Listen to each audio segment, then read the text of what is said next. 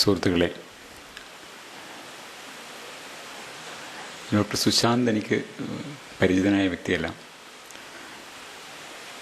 ഈ പ്രസംഗത്തിനായി ക്ഷണിച്ചപ്പോഴാണ് ഞാൻ അദ്ദേഹത്തെക്കുറിച്ച് കേൾക്കുന്നത് തന്നെ. വാസ്തവത്തിൽ നിങ്ങളുടെ സർക്കിളിൽ നിന്ന് വ്യത്യസ്തമായ സർക്കിളിലുള്ള ഒരാളാണ് ഞാൻ. എന്നെ ഇവിടെ മിക്കവാറും ആർക്കും തന്നെ പരിചയമില്ലാത്ത ഒരാളാണ്. ഞാനും അങ്ങനെ തന്നെ. അധികം പേര് എനിക്ക് പറ്റില്ല. 1-2 സുഹൃത്തുക്കൾ മാത്രമേ ഇവിടെ പരിചയമുള്ളൂ. ഇതൊരു പ്രശ്നമാണ്. കാരണം ഞാൻ ഒരു പ്രസംഗ തൊഴിലാളിയാണ്. ഒരുപാട് പ്രസംഗങ്ങൾ എനിക്ക് ഓൺലൈനിൽ കാണാം, യൂട്യൂബിൽ. ഒരു 60-67 ഉണ്ട്. പക്ഷെ അത് വേറൊരു സർക്കിളിലൂടെ ഇങ്ങനെ മൂവ് ചെയ്തുകൊണ്ടിരിക്കുന്ന ഒരു സംഗതിയാണ്. കേരളത്തിൻ്റെ വിവിധ ഭാഗങ്ങൾ, വിവിധ സർക്കിളുകൾ, അത് എൻ്റെതായ ഒരു സർക്കിളാണ്. അപ്പം ഞാൻ സാധാരണ ഒരു സംഭാഷണത്തിന് പോയാൽ ഒരു 20-25 പേരെങ്കിലും എനിക്ക് പരിചയമുള്ളവരുണ്ടാകും. ഇത്രയും അപരിചിതമുള്ളൊരു സദസ്സിൽ സംസാരിക്കുക എന്നുള്ളൊരവസ്ഥ ഉണ്ടായിട്ടില്ല. ഏതെങ്കിലും വിധത്തിൽ എൻ്റെ ഒരു സർക്കിളായിരിക്കും. തീർത്തും വ്യത്യസ്തമായൊരു സർക്കിളാണ് ഒന്നാമത്തെ കാര്യം. പിന്നെ ഒന്ന് പറയാനുള്ളത്, ഇത് ഈ പരിപാടി അവതരിപ്പിച്ചുകൊണ്ട് സംസാരിച്ചപ്പോൾ തന്നെ പറയുണ്ടായി, സമകാലിക വിഷയങ്ങളെക്കുറിച്ച് ഗൗരവമായ സംഭാഷണങ്ങളാണ് ഉദ്ദേശിക്കുന്നത്. ഈ 2 കാര്യത്തിൽ മാത്രമേ എനിക്ക് ഉറപ്പ് പറയാൻ പറ്റും. ഇത് സമകാലിക പ്രാധാന്യം വളരെയുള്ളൊരു വിഷയമാണ്, 1. 2, അതീവ ഗൗരവമാണ്, താങ്ങാൻ തന്നെ പ്രയാസവും. കാരണം വെച്ചാൽ ഇത് ശുദ്ധശാസ്ത്രമാണ് മിക്കവാറും പറയാൻ പോകുന്നത്. അതുകൊണ്ട് വേറൊരു സർക്കിളിൽ നിന്ന് വേറൊരു വേറൊരു ലോകത്ത് നിന്നുള്ള സംസാരം എന്നൊക്കെ പറയാം. ഈ ജീവിതശൈലി രോഗം എന്നത് വാസ്തവത്തിൽ ഒരുപാട് മാനങ്ങളുള്ളൊരു വിഷയമാണ്. അത് ഒരുപാട് എക്കണോമിക് റാമിഫിക്കേഷൻസ് ഉണ്ട്, സാമൂഹ്യമായ ഒരുപാട് തലങ്ങളുണ്ട്. അങ്ങനെ ഒരുപാട് മണ്ഡലങ്ങൾ എക്കണോമിക്സ്റ്റുകളുടെ ഭാഗത്ത് നിന്നുകൊണ്ട് അഡ്രസ്സ് ചെയ്യേണ്ട ഒരുപാട് വിഷയങ്ങൾ അതിലുണ്ട്. അത് പറയാനല്ല എന്നെ വിളിച്ചെന്ന് അറിയാനുള്ളൊരു സാമാന്യബോധം എനിക്കുണ്ട്. കാരണം അതിലൊന്നും നമുക്കൊന്നും പറയാനില്ല. ഞാൻ ഒരു ജീവശാസ്ത്ര വിദ്യാർത്ഥിയാണ്. ഞാനൊരു സർജനാണ്. ഞാൻ basically I am a science person. അത് വിട്ടിട്ട് ചില കാര്യങ്ങളൊക്കെ പറയാറുണ്ടെങ്കിലും എന്നെ ഇവിടെ വിളിച്ചേക്കുന്നതിൻ്റെ ഉദ്ദേശം അതാണ് എന്ന് ഞാൻ സ്വയം അങ്ങ് സങ്കല്പിക്കുകയും പൂർണ്ണമായ ഒരു ശാസ്ത്ര പ്രഭാഷണം തന്നെ നടത്താമെന്ന് വിചാരിക്കുകയാണ് ചെയ്യുന്നത്. ഇത് മനസ്സിലാക്കാൻ ഇത്തിരി ബുദ്ധിമുട്ടുണ്ടാവും എന്ന് എനിക്കറിയാം. പക്ഷേ ഇത് മനസ്സിലാക്കുന്നതുകൊണ്ട് ഒരു പക്ഷേ പ്രയോജനം ഉണ്ടാവുമെന്ന് ഞാൻ വിചാരിക്കുന്നു. ഒരു എക്കണോമിസ്റ്റുകളുടെ സൈഡിൽ നിന്ന് ആലോചിക്കുമ്പോൾ ഞാൻ വിചാരിക്കുന്നത്, ഇത് അടിസ്ഥാനപരമായിട്ട് ഇതിലൊരു ബയോളജിക്കൽ പ്രശ്നമുണ്ടല്ലോ. ജീവിതശൈലി രോഗങ്ങളുടെ അടിസ്ഥാനപരമായിട്ട് ബയോളജിക്കലായ മെഡിക്കലായ ഒരു പ്രശ്നമുണ്ട്. ഇതിൻ്റെ ഇന്നത്തെ അവസ്ഥ എന്താണ്, അതിനെക്കുറിച്ച് ഇന്ന് മനസ്സിലാക്കുന്നത്, ഇന്ന് ഈ മെഡിക്കൽ ഫീൽഡിലുള്ളവർ ഇതിനെക്കുറിച്ച് എന്താണ് മനസ്സിലാക്കുന്നത് എന്നുള്ളൊരു ധാരണ ഇതിൻ്റെ പോളിസികളിലും ഇതിൻ്റെ എക്കണോമിക് ആയാലും സോഷ്യലായിട്ടുള്ള ഇതിനെ ഡീൽ ചെയ്യേണ്ടത് ആൾക്കാർ പലപ്പോഴും എക്കണോമിക്സും അതുപോലെ സോഷ്യൽ സയൻസ് ബാക്ക്ഗ്രൗണ്ടിലുള്ള ആൾക്കാരാണ് പലപ്പോഴും ഡീൽ ചെയ്യേണ്ടി വരുന്നത്. അതറിയേണ്ട ഒരു ആവശ്യകത ഇവർക്കുണ്ട് എന്ന് ഞാൻ വിചാരിക്കുന്നു.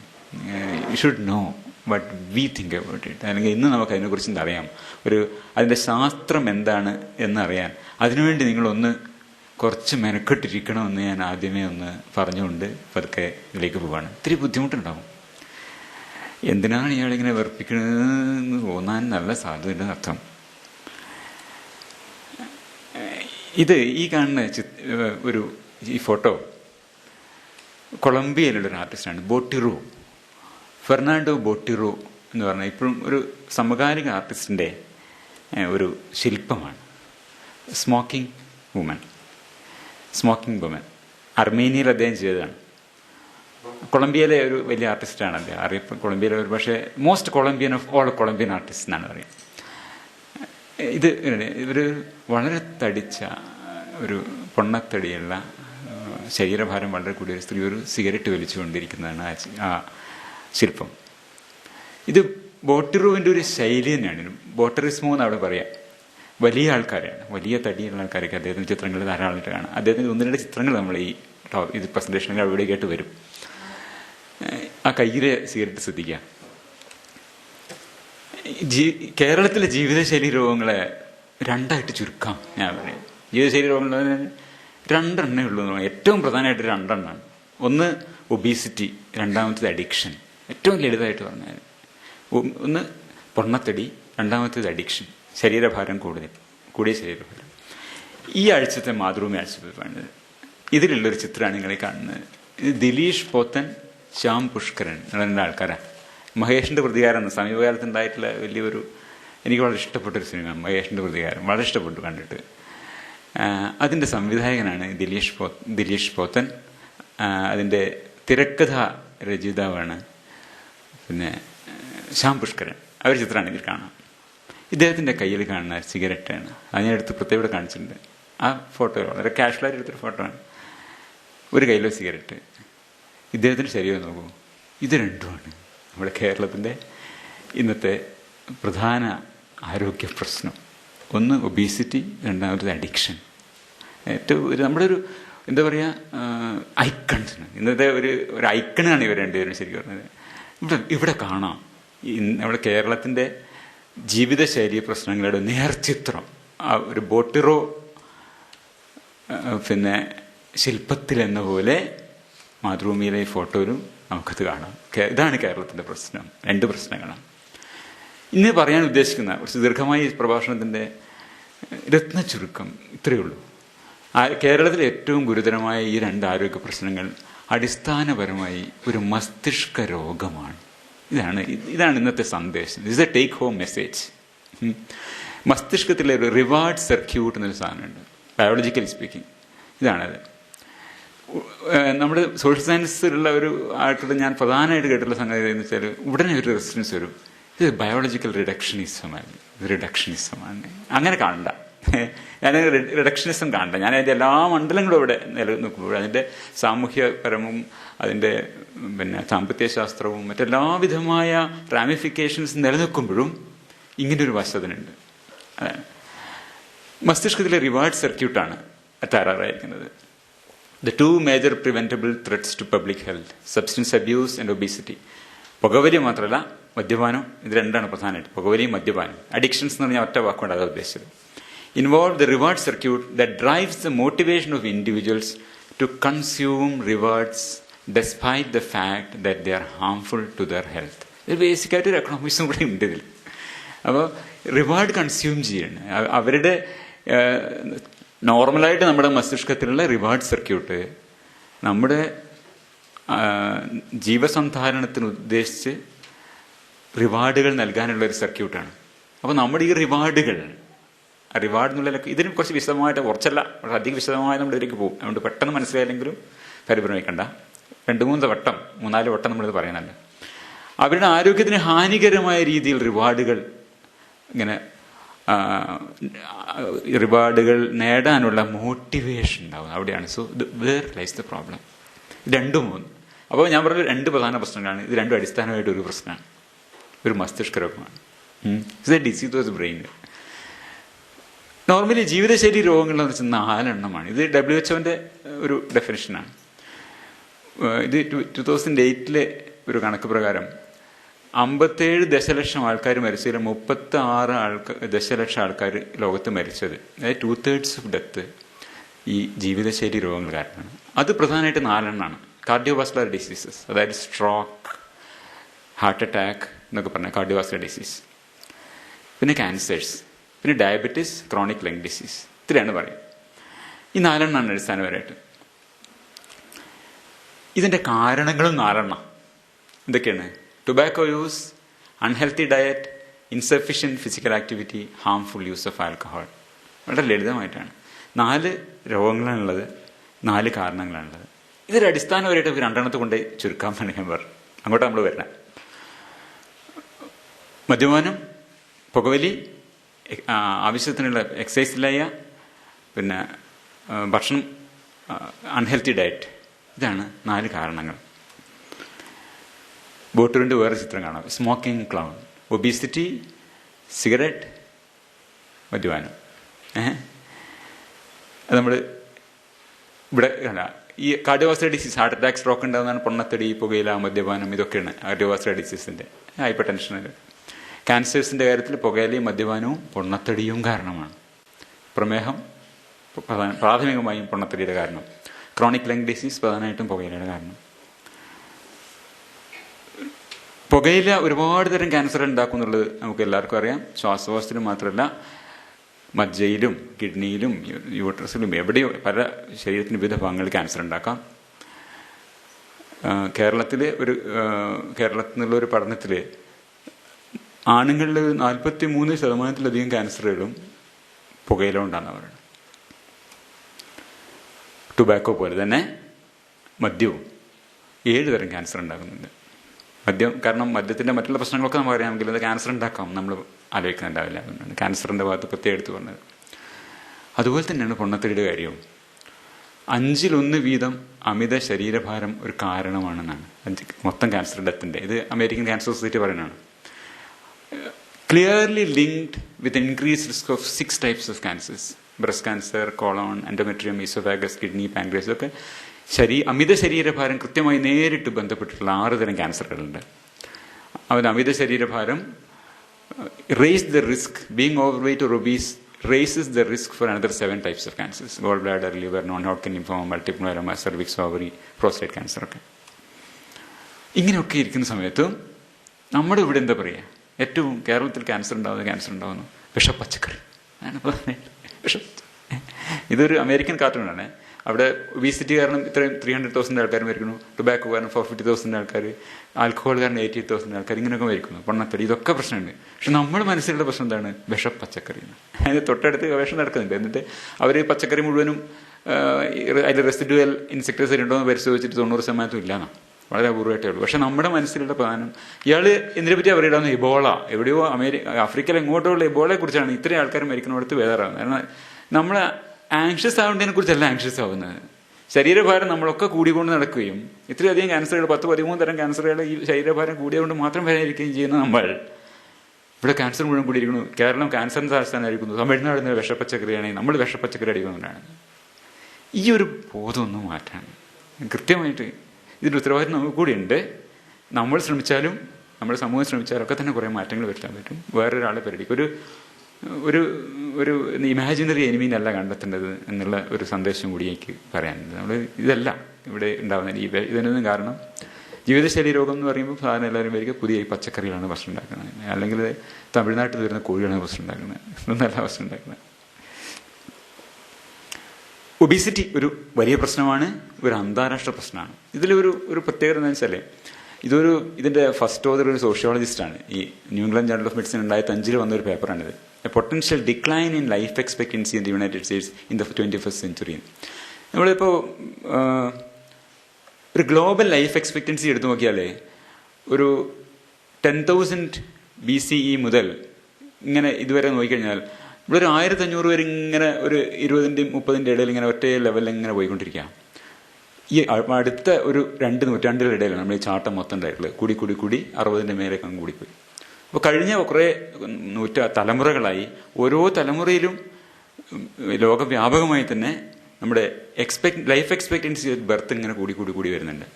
ആദ്യമായിട്ട് അതങ്ങനെ അല്ലാതെ പോകാനാണ് പറയുന്നത്. First time. എന്തുകൊണ്ട്?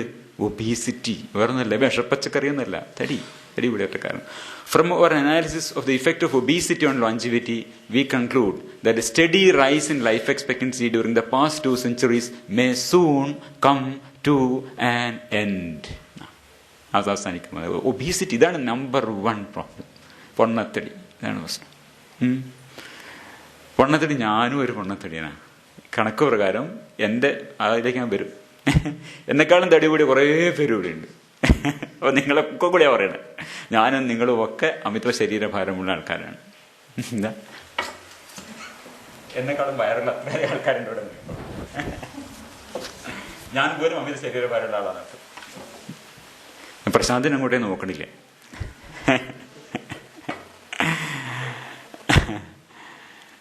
അപ്പോൾ ഇതൊരു മേജർ പ്രോബ്ലമാണ്. അത് നമ്മുടെ റെസ്പോൺസിബിലിറ്റിയും കൂടിയാണ് നമ്മൾ ആലോചിക്കേണ്ടത്. ഈ ഇൻഡിവിജ്വൽ റെസ്പോൺസിബിലിറ്റി ഇന്ത്യയിൽ മാത്രമല്ല എല്ലാ ലോകവ്യാപകമായ പ്രശ്നമാണ്. ഈ ഇന്ത്യയിൽ ഏറ്റവും കൂടുതൽ കേരളത്തിനും പഞ്ചാബിലുമാണ് പ്രശ്നം എന്ന് പറയണം.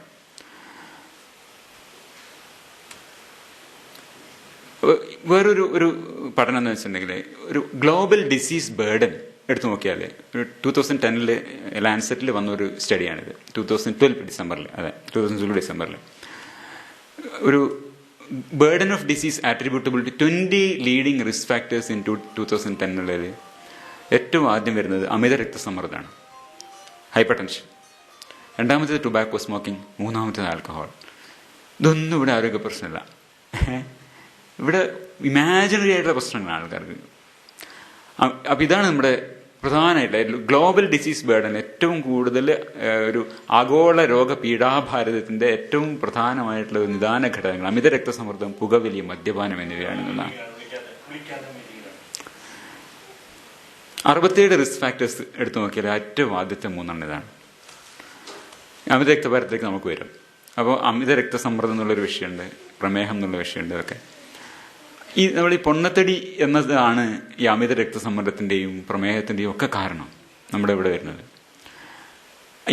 ആ വിഷയത്തിലേക്കാണ് നമ്മൾ കുറച്ച് വിശദമായിട്ട് പോകുന്നത്. ഇത് മുമ്പേ എൻ്റെ ഒരു ടോക്ക് യൂട്യൂബിൽ വളരെ വിശദമായിട്ട് ഇതിൻ്റെ ഈ മെറ്റബോളിക് സിൻഡ്രോമിന്റെ അടിസ്ഥാന വിഷയങ്ങൾ വിശദീകരിച്ചുകൊണ്ടൊരു ലൈഫ് സ്റ്റൈൽ ഡിസീസ് എന്ന് പറഞ്ഞൊരു സംഭാഷണം നിങ്ങൾക്ക് കാണാം, ഒരു പ്രസന്റേഷൻ ഉണ്ട്, യൂട്യൂബിൽ കാണാം.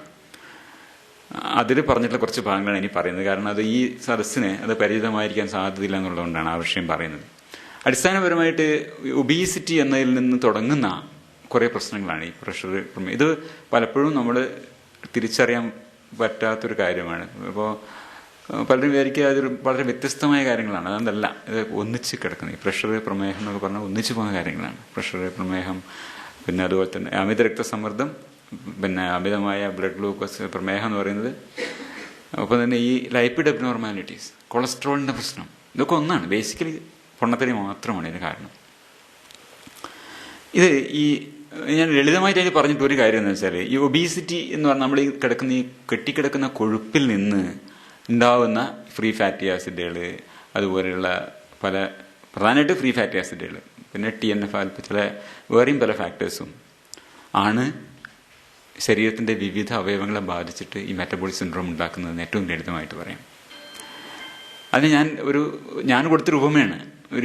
ശരീരം നമ്മൾ കഴിക്കുന്ന കാലറി, ഭക്ഷണം ഒരു നിധിയറ പോലെ സൂക്ഷിച്ചു വെക്കുക. നമ്മുടെ ഈ കുടവയർ പുറത്ത് മാത്രമല്ല, അകത്താണ് കൂടെ പ്രശ്നം. നമ്മൾ ഈ പുറത്ത് കാണുന്നതിനേക്കാളും കൂടെ അകത്തുണ്ട്. അതൊരു നിധിയറ മാതിരിയാണ്. അപ്പൊ ഈ നിധിയറയിലാണ് എല്ലാ സർപ്പങ്ങളും താമസിക്കാൻ അറിയുക. അവിടുന്ന് ഇറങ്ങി വരുന്ന സർപ്പങ്ങളാണ് ഈ ഫ്രീ ഫാറ്റി ആസിഡാണ് പ്രധാനമായിട്ട്. ഇത് ശരീരത്തിന്റെ വിവിധ അവയവങ്ങളെ, ലിവറിനെ ബാധിക്കും, മസിലുകളെ ബാധിക്കും.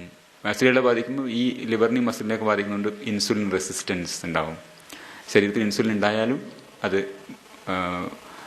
ശരീരത്തിൽ പ്രവർത്തിക്കാത്ത അവസ്ഥ, അങ്ങനെയാണ് പ്രമേഹം ഉണ്ടാകുന്നത്. അല്ലാണ്ട് ഇൻസുലിൻ ഇല്ലാത്തതുകൊണ്ടല്ല. വളരെ ലളിതമായിട്ട് വിചാരിക്കുന്നതാണ് ഇൻസുലിൻ ഇല്ലാത്തതുകൊണ്ടാണ് പ്രമേഹം എന്ന്. അങ്ങനെയല്ല, ഒരുപാട് ഇൻസുലിൻ ഉണ്ടാകുന്നുണ്ട്, പക്ഷെ അത് വർക്ക് ചെയ്യുന്നില്ല. അതേപോലെ ഈ ഫ്രീ ഫാറ്റി ആസിഡ് ഈ പാൻക്രിയാസിനെ ബാധിക്കും. കുറെ കഴിയുമ്പോൾ ഇൻസുലിൻ ഉണ്ടാവാതെയാവുകയും ചെയ്യും. ഇതാണ് ഞാൻ പറഞ്ഞത്. Pro inflammatory cytokines, free fatty acids, ഇതുപോലെയുള്ള സാധനങ്ങൾ ഈ കൊഴുപ്പിൽ നിന്ന് പുറത്തു വന്നിട്ട് ഇതിനൊക്കെ ബാധിക്കുന്നർത്ഥം. ഇങ്ങനെയാണ് മെറ്റബോളിക് സിൻഡ്രോം ഉണ്ടാകുക. ഇതാണ് ഇതിന്റെ 5 ഘടകങ്ങൾ മെറ്റബോളിക് സിൻഡ്രോം എന്ന് പറഞ്ഞാൽ. ഒന്ന്, ഈ ട്രൈഗ്ലിസറൈഡ്സ് കൂടുക, HDL ഗുഡ് കൊളസ്ട്രോൾ എന്ന് പറഞ്ഞത് കുറയുക, രക്തസമ്മർദ്ദം വർദ്ധിക്കുക, ഇൻസുലിൻ റെസിസ്റ്റൻസ് എന്ന് പറഞ്ഞാൽ ഇൻസുലിന്റെ ലെവലും കൂടിയിരിക്കും, രക്തത്തിൽ ബ്ലഡ് ഗ്ലൂക്കോസിന്റെ ലെവലും കൂടിയിരിക്കും. പ്രമേഹം തന്നെ, ഇൻസുലിൻ കൂടിയിരിക്കുന്ന പ്രമേഹം, അതാണ് ടൈപ്പ് 2 പ്രമേഹം എന്ന് പറയുന്നത് സാധനം. അതാണ് നമ്മുടെ 90% ആൾക്കാരുടെയും പ്രമേഹം, അല്ലാതെ ഇൻസുലിൻ ഇല്ലാത്ത പ്രമേഹമല്ല. പിന്നെ ഒബിസിറ്റി, വിസറൽ ഒബിസിറ്റി അകത്തുള്ളത്. അപ്പൊ ഈ 5 ഘടകങ്ങളോട് കൂടിയ ഇതാണ് ഞാൻ പൊണ്ണത്തടി ആദ്യം പറഞ്ഞത്. ഇതാണ് ഇതൊക്കെ എന്റെ ബാധകമാണ്. രണ്ട് പ്രശ്നങ്ങളെന്ന് പറഞ്ഞില്ലേ, ഒന്ന് പൊണ്ണത്തടി, ഒന്ന് അഡിക്ഷൻ. പൊണ്ണത്തടിയുടെ ഭാഗമായിട്ട് ഇതൊക്കെ വരുന്നത് കൊളസ്ട്രോളിന്റെ പ്രശ്നം, പ്രഷറിന്റെ പ്രശ്നം, പിന്നെ പ്രമേഹത്തിന്റെ പ്രശ്നം, ഇതൊക്കെ വരുന്നത്. അത് സെഡൻറ്ററി ലൈഫ് സ്റ്റൈലും ഡയറ്റ് കണ്ടെയ്നിങ് എക്സസ് കാലറീസ്, ഇതാണ് നമ്മുടെ സ്റ്റാൻഡേർഡ് ഭക്ഷണം. അരികളുടെ കുന്നുകൾ തിന്നു തീർക്കുക എന്നാണ് നമ്മുടെ ജന്മോദ്ദേശം. അതങ്ങനെ അരി അങ്ങനെയുള്ളത്. മലയാളിയുടെ ഒരു ജീവിതം തന്നെ എന്ന് വെച്ചാല് ചോറൂണിലൂടെയാണ് ജീവിതത്തേക്ക് പ്രവേശിക്കുക. അരിയിൽ എഴുതിക്കൊണ്ടാണ് മറ്റേ അക്കാഡമികത്തിലേക്ക് പ്രവേശിക്കുക. അരി എത്തുമ്പോഴാണ് മരിച്ചും പോവുക. അപ്പൊ ഇതിൻ്റെ ഇടയിൽ ഇങ്ങനെ അരിയുടെ മലകൾ തിന്നു തീർക്കുക എന്നുള്ള ഒരു മഹാദൗത്യമാണ് നമ്മളിങ്ങനെ നിർവഹിച്ചുകൊണ്ടിരിക്കുന്നത്. അപ്പോൾ നേരത്തെ ഒരു കാലത്ത് ഇത് അത്ര വലിയൊരു പ്രോബ്ലം അല്ല, കാരണം ഇത് വല്ലാണ്ട് കിട്ടാണ്ടായിട്ടില്ല. ഒന്നാമത് കേരളത്തിൽ അരി വല്ലാണ്ട് ഉണ്ടാവുന്നില്ല, നമ്മുടെ ആവശ്യത്തിന് അരി ഉണ്ടാവുന്നില്ല, എന്നും ഉണ്ടായിട്ടില്ല. ഏതോ കാലം ചരിത്ര നീക്കണം, എക്കണോമിക്സുകാർക്ക് എന്നൊക്കെ നന്നായിട്ട് അറിയാം. ഏതോ കാലം മുതലേ ഇമ്പോർട്ട് ചെയ്തിട്ട് ആണ്, രാജകാലത്ത് തൊട്ടിട്ട് പുറത്തുനിന്ന് വേണം നമുക്ക് അരി വരാൻ. അന്ന് പക്ഷെ ലൈഫ് സ്റ്റൈൽ ഒരു വ്യത്യാസം ഉണ്ടായിരുന്നു. ഒരു എന്തൊരു കാര്യത്തിനും ഒരുപാട് ദൂരം നടക്കണം, എല്ലാ കാര്യങ്ങൾക്കും. എവിടെയാണ് സ്ഥലം? മുളകുന്നത്താവല്ലോ അല്ലേ? പിന്നെ ഞാൻ എന്തായാലും മുളകുന്നത്താവിനെ പറ്റി ഓർത്ത് വെക്കണം. മുളകുന്നത്താവ് എന്ന സ്ഥലത്ത് പിന്നെ അത് ഈ സ്ഥലങ്ങളിൽ അന്ന് ക്ഷയരോഗ ആശുപത്രിയാണ് പഴയ കാലത്ത്. അവിടെ ഒരാള് അന്ന് VC ബാലകൃഷ്ണ പണിക്കരെ കൊണ്ടുവന്നത് മഞ്ചലിലാണ്. ആകെയുള്ള വാഹനം മഞ്ചലാണ്. എന്ന് വെച്ചാൽ രണ്ടുപേര് പിന്നെയും നടക്കണം ഇതിന് കൊണ്ടുപോകണമെങ്കിൽ, അത് മാത്രമാണ് വാഹനമായിട്ടുള്ളൂ. അദ്ദേഹത്തിന് മഞ്ചലിൽ കൊണ്ടുവന്ന ഒരു കഥ എനിക്ക് പെട്ടെന്ന് ഓർമ്മ വന്നതാണ്. അപ്പൊ അതിരിക്കട്ടെ, പറഞ്ഞു വന്നത് പഴയ കാലത്ത് ഈ ഇത്രയും ചോറിന്റെ മലകൾ തിന്നാലും നമുക്ക് വലിയ കുഴപ്പമില്ലാതെ ജീവിച്ചു പോകാമായിരുന്നു. ഇന്നത്തെ സ്ഥിതി അതല്ല. അപ്പൊ ഇതാണ് ഇന്നത്തെ നമ്മുടെ ഈ ഒബീസിറ്റിയുടെ ഒരു പ്രധാന കാരണം എന്ന് പറയാം. Sedentary lifestyle and diet containing excess calories. ഇപ്പൊ പിന്നെ ഷുഗറും ഉണ്ട് ധാരാളമായിട്ട്. അപ്പൊ ഇങ്ങനെ വയറില് ആപ്പിളുകളാണ്, ആപ്പിളുകളുടെ ഷേപ്പിലാണ്. നമ്മുടെ ഷേപ്പ് ആപ്പിൾ മാതിരിയാണ്. ശരിക്കും പേറുമാതിരി ഇരിക്കണം. ഇവിടെ ചെറുതായിട്ടും താഴെ ഏറ്റവും വൈഡായ ഭാഗം പെൽവിസ് ആയിരിക്കണം. ഇവിടെ അങ്ങനെയല്ല, പെൽവിസിനേക്കാളും വൈഡായിട്ടുള്ള വയറാണ് നമുക്ക് നടക്കുന്നത്. ആപ്പിളുകളാണ് നമ്മൾ ചുവന്ന് നടക്കുന്നത്, പേറുകളല്ല. ഈ BMI എന്നൊരു കാൽക്കുലേഷൻ എല്ലാവരും ചെയ്ത് നോക്കേണ്ടതാണ്. പല രോഗികളോടും എൻ്റെ പേഷ്യൻസിന് വരുന്ന പലരോടും ഞാൻ ചോദിക്കുമ്പോൾ ശരീരഭാരം എത്രയാണ് അറിയില്ല, ബ്ലിസ്ഫുള്ളി അൺഅവെയറാണ്, ആരും നോക്കാറ് പോലുമില്ല. അവൻ്റെ ശരീരഭാരം എത്രയാണെന്ന് നോക്കാറ് പോലും. അപ്പോൾ ഇത് ഞാൻ എൻ്റെ ഹൈറ്റും വെയിറ്റും കൊടുത്തു നോക്കിയാൽ നമുക്ക് ഈ BMI എന്നൊരു സാധനം കിട്ടും. ഇത് ഒരു വിദേശ USA സ്റ്റാൻഡേർഡ്സ് വെച്ചിട്ട് ഞാൻ ഇപ്പോഴും തടിയാനല്ല. 23.28 ഇതാണ് എൻ്റെ BMI. പക്ഷെ ഇന്ത്യൻ സ്റ്റാൻഡേർഡ്സ് വെച്ചിട്ട്, ഏഷ്യൻ സ്റ്റാൻഡേർഡ്സ് വെച്ച് ഞാൻ ഇപ്പോഴും കൂടുതലാണ്. 23 താഴെ വരണം ഏഷ്യൻ സ്റ്റാൻഡേർഡ്സ് അനുസരിച്ച്. അവരുടെ ഞാൻ പറഞ്ഞ ഞാൻ പോലും എന്താ വെച്ചാൽ ഞാൻ വളരെ മെനക്കെട്ടൊരു മനുഷ്യനാണ്, ഞാൻ പോലും തടിയനാ. അപ്പോൾ ക്ലാസിക്കലായിട്ടുള്ള ഒരു വെസ്റ്റേൺ കാറ്റഗറി വെച്ചിട്ട് പറയുകയാണെങ്കിൽ നോർമൽ 25 വരെ നോർമൽ, ഓവർ വെയിറ്റ് 25 മേലെ, ഒബീസ് 30 മേലെ, സിവിയർലി ഒബീസ് 35 മേലെ, മോർബിഡ്ലി ഒബീസ് 40 മേലെ എന്നാണ് പറയാം. പക്ഷെ ഒരു ഏഷ്യൻ ഇത് WHO ഏഷ്യൻ ഇത് വെച്ച് പറയുകയാണെങ്കിൽ നോർമൽ വെയിറ്റ് 22.9, 23 ആയാൽ ഓവർ വെയിറ്റ് ആയി. അപ്പൊ ഞാൻ ഏതാണ്ട് 23-24 ഇടയിൽ, 24 പ്രീ ഒബീസ് ഘടത്തിലാണ് ഞാൻ ഇരിക്കുന്നത്. ബാക്കി എല്ലാവരും ഒബീസാണ്. അവിടെ ഒരുപാട് പേര് ഒബീസാണ്. അവനവൻ ഒബീസ് അല്ല വിചാരിക്കുന്നത്. ചെറിയ കണ്ണാടിയൊക്കെ ഒന്ന് എനിക്ക് വന്നു. വീട്ടിലൊക്കെ ഇത്തരത്തിലുള്ള കണ്ണാടിയുള്ളൂ, വലിയ കണ്ണാടിയോ എല്ലാ ദിവസവും നോക്കണം. ഒരു കുംഭോദരന്മാരുടെ നാടാണ്, സ്വന്തം നാടാണ് കേരളം എന്ന് പറയാം. എല്ലാ നമ്മുടെ ഇവിടെ വളരെ സന്തോഷത്തിൽ ആൾക്കാരത് കൊണ്ടു നടക്കുന്നത്. ഞാൻ അളന്ന് മത്സരമൊക്കെ വെച്ച് ഒരു വലിയൊരു കാരണം എന്താ പറയുക, പഴയ കാലത്ത് ഇവിടുത്തെ ഭരണാധികാരികളും ഉന്നത ജാതിക്കാരും മാത്രം, ഈ മഞ്ചലിൽ സഞ്ചരിക്കുന്ന ആൾക്കാർ മാത്രമേ കുടവറുണ്ടായിരുന്നുള്ളൂ കേരളത്തിന് മുമ്പേ. അല്ലാണ്ട് മറ്റുള്ളവർ കുടവറ് വെക്കാനുള്ള എന്താ പറയുക സൗകര്യം ഉണ്ടായിട്ടില്ല, അതിനുള്ള ഭക്ഷണമില്ല, നടക്കാതിരിക്കാനും പറ്റില്ല. അപ്പോൾ ഇന്നതല്ല, ഇന്ന് ഇത് പ്രദർശിപ്പിക്കാവുന്ന തരത്തിൽ കുടവേര വളർത്താൻ വളരെ ലളിതമാണ് കേരളത്തിൽ. അത് വലിയ പ്രശ്നവുമായിട്ടുണ്ട്. എന്നുവെച്ചാൽ ഏറ്റവും സാമ്പത്തികമായി കീഴേക്കടയിലുള്ളവർക്ക് പോലും ഇന്ന് കുടവേര ഒരു വലിയ പ്രശ്നമാണ്. ഞാൻ ഓർക്കുന്നുണ്ട്, ഞാൻ 80കളിലാണ് എൻ്റെ മെഡിക്കൽ വിദ്യാഭ്യാസം ആരംഭിക്കുന്നത്. അന്നും പല സാമൂഹിക പ്രശ്നങ്ങളൊക്കെ താല്പര്യം എടുക്കുന്ന ഒരു ഗ്രൂപ്പിൽപ്പെട്ട ആളാണ് ഞാൻ. അപ്പോൾ അന്ന് അന്ന് വന്ന ഒരു ചർച്ചയിൽ ഞങ്ങൾ പഠിച്ചൊരു നോട്ടീസിലുണ്ട്, അത് വൈദ്യത്തിൻ്റെ സ്ട്രെസ് മുഴുവനും പ്രഷറിലും പ്രമേഹത്തിലുമാണ് എന്നൊക്കെ പറഞ്ഞാൽ ഞങ്ങൾ വിചാരം എന്ന് വെച്ചാൽ ഇതൊക്കെ വളരെ കാശുകാരുടെ മാത്രം രോഗമാണുള്ളത്.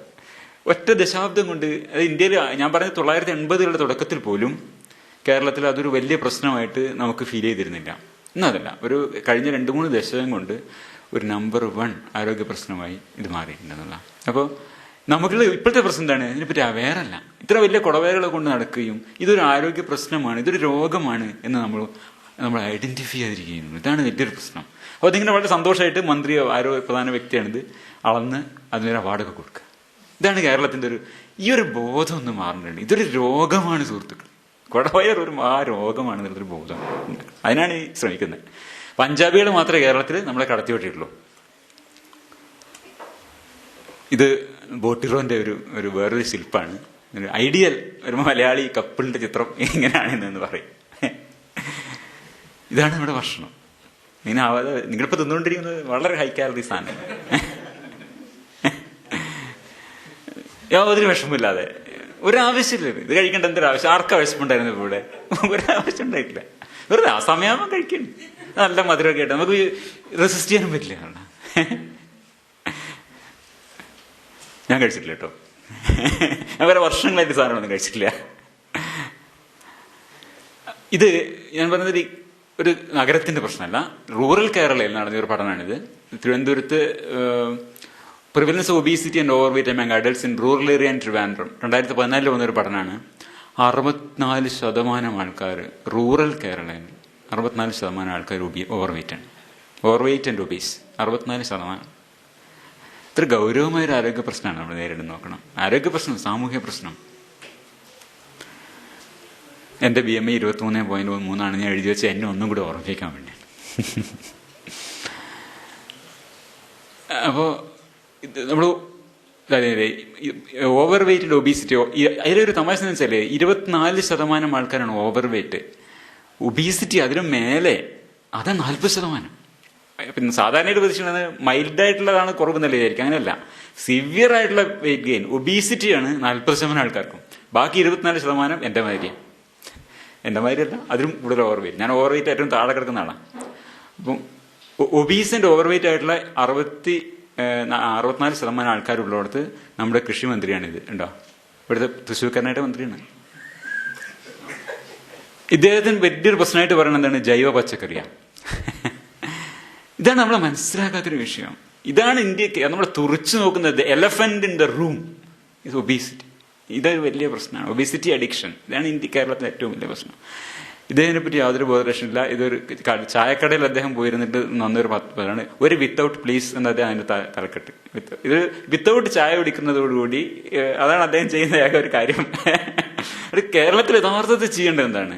ഈ സമൂഹത്തിന്റെ 64% ആൾക്കാർ പൊണ്ണത്തടി കൊണ്ട് മരിക്കാൻ പോകുന്ന ഈ ലോകത്ത് ഇതാണ് അടിയന്തരമായിട്ട് നേരിടേണ്ട ഒരു പ്രശ്നം. ഇത് നമ്മുടെ എക്സസ് കാലറീസ് കഴിക്കുന്ന ഈ ഭക്ഷണവും നമ്മുടെ എക്സസൈസ് ഇല്ലാത്ത ജീവിതവും.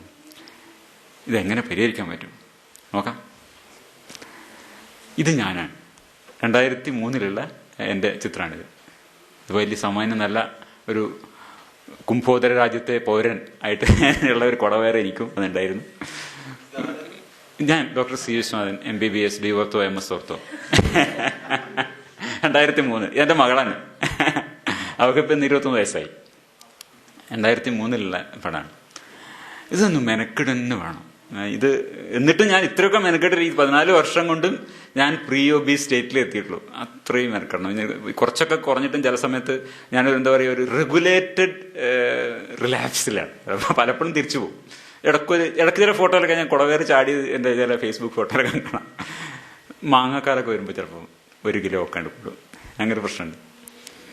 അപ്പൊ ഇങ്ങനത്തെ പ്രശ്നങ്ങളൊക്കെ ഉണ്ട്, എല്ലാവർക്കും പ്രശ്നമുണ്ട്. വളരെ ബുദ്ധിമുട്ടാണ്. പക്ഷെ എന്നാലും ഇത് അടിയന്തരമായി നമ്മൾ ഓരോ ആളും വ്യക്തി തലത്തിലും സമൂഹ തലത്തിലും നേരിടേണ്ട ഒരു വലിയ ആരോഗ്യ പ്രശ്നമാണ് എന്നൊരു ബോധം അതില്ല. It's a laughing matter. എന്താ ചെയ്യുക? It's not a laughing matter. ഇതാണ് കഴിഞ്ഞ തലമുറയിലെ കേരളം. 2000 നൂറ്റാണ്ടിന്റെ ആദ്യ ദശകങ്ങളിലെ ഫോട്ടോസാണ്. ഒരൊറ്റ ആളെ ഇത്തരം പോലീസുകാരെ ഇന്ന് കാണില്ല. പോലീസുകാർ സ്റ്റാൻഡേർഡ് കുടവേറ എല്ലാവർക്കും ഉണ്ടല്ലേ.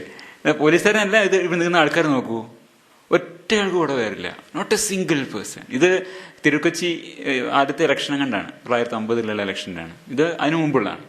ഈ വയലിലെ പണിയുന്ന ഈ ബേക്കറിയിൽ ജോലി ചെയ്യുന്ന ആൾക്കാർക്ക് പോലും ഇല്ല കുടവേറുന്നത്. ഇത് ബേക്കറിയാണ്, ആ കാലത്തെ ബേക്കറി. അത് 1901 1910 അങ്ങനെയുള്ളത്. ഇതാണ് കേരളത്തിന്റെ പഴയ ചിത്രം. ഇന്ന് ഏതാണ്ട് ബോട്ടിറോന്റെ ഫാമിലി, ഞാൻ പറയാം ബോട്ടിറോന്റെ ദ ഫാമിലി ആൻഡ് കാറ്റ് എന്ന ചിത്രമാണ്.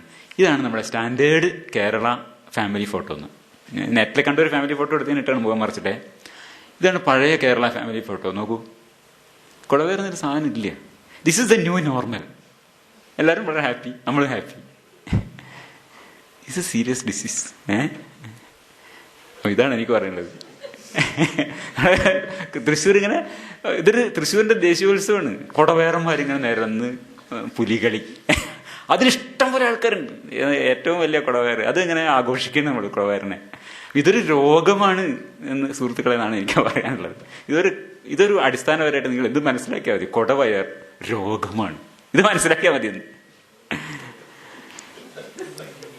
രണ്ടാമത്തെ പ്രശ്നം ഓഫ് കോഴ്സ് അഡിക്ഷനാണ്. ഒബീസിറ്റിയുടെ കാര്യമുണ്ട്. രണ്ടാമത്തെ അഡിക്ഷൻ. ഇത് ഞാൻ പറഞ്ഞ സ്റ്റഡിയിൽ നോക്കുകയാണെങ്കിൽ 35% ആൾക്കാർ ആൽക്കഹോൾ കഴിക്കുന്നുണ്ട്. അതുപോലെ തന്നെ പുകവലി കുറഞ്ഞു നമ്മൾ വിചാരിക്കുന്നു. 41% ആൾക്കാർ ഇപ്പോഴും പുകവലിക്കുന്നുണ്ട്. ആണുങ്ങളുടെ കാര്യം കേട്ടോ. പെണ്ണുങ്ങളുടെ കാര്യത്തിൽ അതില്ല. തിരിച്ച് അങ്ങനെ പെണ്ണുങ്ങളും കൂടി ഇത് ചെയ്യുന്നൊരു അവസ്ഥ വരാതിരിക്കട്ടെ എന്ന് വിചാരിക്കാം. ഇൻസ്പൈറ്റ് ഓഫ് എവറിത്തിങ്, ഈ വ്യക്തി സ്വാതന്ത്ര്യം കാര്യങ്ങളൊക്കെ ഉണ്ടെങ്കിൽ എന്തോ കാരണം കൊണ്ട്, ചരിത്രപരമായ കാരണങ്ങളുണ്ട് സ്ത്രീകൾ നമ്മുടെ ഇവിടെ കള്ളുകുടിക്കുന്നതും മദ്യപിക്കുന്നതും പുകവലിക്കുന്നതും കുറവാണ്. ഇല്ല, വളരെ കുറവാണ്. 0.5% ഒക്കെ ഉള്ളൂ, 2% ഒക്കെ ഉള്ളൂ. അപ്പോൾ അത് അങ്ങനെ തന്നെ തുടരട്ടെ എന്നാണ് ഞാൻ ഡിങ്കനോട് പ്രാർത്ഥിക്കുന്നത്. അപ്പോൾ അഡിക്ഷൻ ആൻഡ് ഒബീസിറ്റി ഇത് രണ്ടും ബന്ധപ്പെട്ടാണ്. അഡിക്ഷൻ ആൻഡ് ഒബീസിറ്റി ഇതാണ് ഞാൻ ഈ 2-1 കാണാൻ ശ്രമിക്കുകയാണ്. അപ്പോൾ നമ്മൾ 4-1 നമ്മൾ അത് 2 ആ 2 1 പോവാം ഇവിടെ. Addiction and obesity, how are they related? ഇതാണ് നമ്മൾ ആദ്യം പറഞ്ഞത്. അടിസ്ഥാനപരമായി ഇതൊരു മസ്തിഷ്ക രോഗമാണ്. കഴിഞ്ഞ ടോക്കിൽ നിന്ന് ഞാൻ ഇത്തവണ അടുത്തൊരു സ്റ്റെപ്പിലേക്ക് കിടക്കുന്ന ഈ ഒരു പോയിന്റ് പറയാനാണ് പ്രധാനമായിട്ട് ഉദ്ദേശിക്കുന്നത്. ഇതൊരു 3 മിനിറ്റ് ദീർഘമായ ഒരു വീഡിയോ കാണേണ്ട ഒരു ആവശ്യമുണ്ട്. കുറച്ച് ബുദ്ധിമുട്ടായിരിക്കും, പല കാരണം കൊണ്ട് ബുദ്ധിമുട്ടായിരിക്കും. ഒന്ന്, പറയുന്ന വിഷയം ഇത്തിരി ജഡിലശ്രീയാണ്, അതുകൊണ്ട് അത് കുറച്ച് വിഷമമുണ്ടാവും. രണ്ടാമത്തെ വിഷയം ഒരു മെക്സിക്കൻ ആക്സെന്റിലാണ് സംസാരിക്കുന്നത്, അതും ഇത്തിരി ബുദ്ധിമുട്ടായിരിക്കും. മെക്സിക്കൻ ആക്സെന്റിലായതുകൊണ്ടാ വെച്ചാൽ ട്രോട്സ്കി മെക്സിക്കോയിലായതുകൊണ്ടാണ്. ഈ പറയണത് നോറ വാൾക്കോവ് നമ്മുടെ ട്രോട്സ്കിയുടെ ഗ്രേറ്റ് ഗ്രാൻഡ് ഡോട്ടറാണ്. ട്രോട്സ്കിനെ അറിയില്ലേ? മലയാളികൾക്ക് ട്രോട്സ്കിനെ അറിയാതിരിക്കാൻ യാതൊരു സാധ്യതയില്ല. നമ്മുടെ ഒരു മലയാളത്തിലെ ഏറ്റവും പ്രസിദ്ധനായ എഴുത്തുകാരൻ ഗബ്രിയേൽ ഗാർഷ്യ മാർക്വേസ് ആണ് എന്ന് പറഞ്ഞ പോലെ നമുക്ക് പരിചിതരായ ഏറ്റവും പ്രസിദ്ധരായ രാഷ്ട്രീയക്കാരിലാണ് ലിയോൺ ട്രോട്സ്കിയൊക്കെ. ട്രോട്സ്കിയുടെ ഗ്രേറ്റ് ഗ്രാൻഡ് ഡോട്ടറായ നോറ വാൾക്കോവ്, അവര് ട്രോട്സ്കി ഒരു എന്താണ് ഈ ചരിത്രം എന്ന് പറഞ്ഞത് ഭയങ്കര രസമുള്ള സാധനമാണ്. അപ്പൊ ട്രോട്സ്കി ഐസ് കൊണ്ട് കൊല്ലപ്പെട്ട മുറിയിൽ ഒളിച്ചു കളിച്ച കുട്ടിയാണ്. അയാളുടെ ഗ്രേറ്റ് ഗ്രാൻഡ് ഡോട്ടർ. ആ വീട്ടിൽ വളർന്ന, ആ വീടാണിത്, ആ വീട്ടിൽ ജനിച്ചു വളർന്ന നോറ വാൾക്കോവ് മെക്സിക്കോയിൽ. അവർ അവിടുന്ന് മെഡിസിനൊക്കെ പഠിക്കണം. അത് കഴിഞ്ഞ ശേഷം അവർ US വരികയും US director of national institute of drug abuse ആവുകയും ചെയ്യുന്നുണ്ട്. ഇപ്പം she's the director of national institute on drug abuse. അവിടെ അവർ ഈ വിഷയത്തെക്കുറിച്ച് പറഞ്ഞു. ഞാൻ ചരിത്രത്തിൽ കൗതുകത്തിന് വേണ്ടി ഇവിടെ വെച്ചത് മാത്രമേ ഉള്ളൂ. അപ്പോൾ ഇതുകൊണ്ട് രണ്ട് കാരണങ്ങൾ കൊണ്ട് ഇത് കേൾക്കാൻ ഇത്തിരി വിഷമമുണ്ടാവും. അതൊന്ന് കേൾക്കാൻ ശ്രമിക്കുക.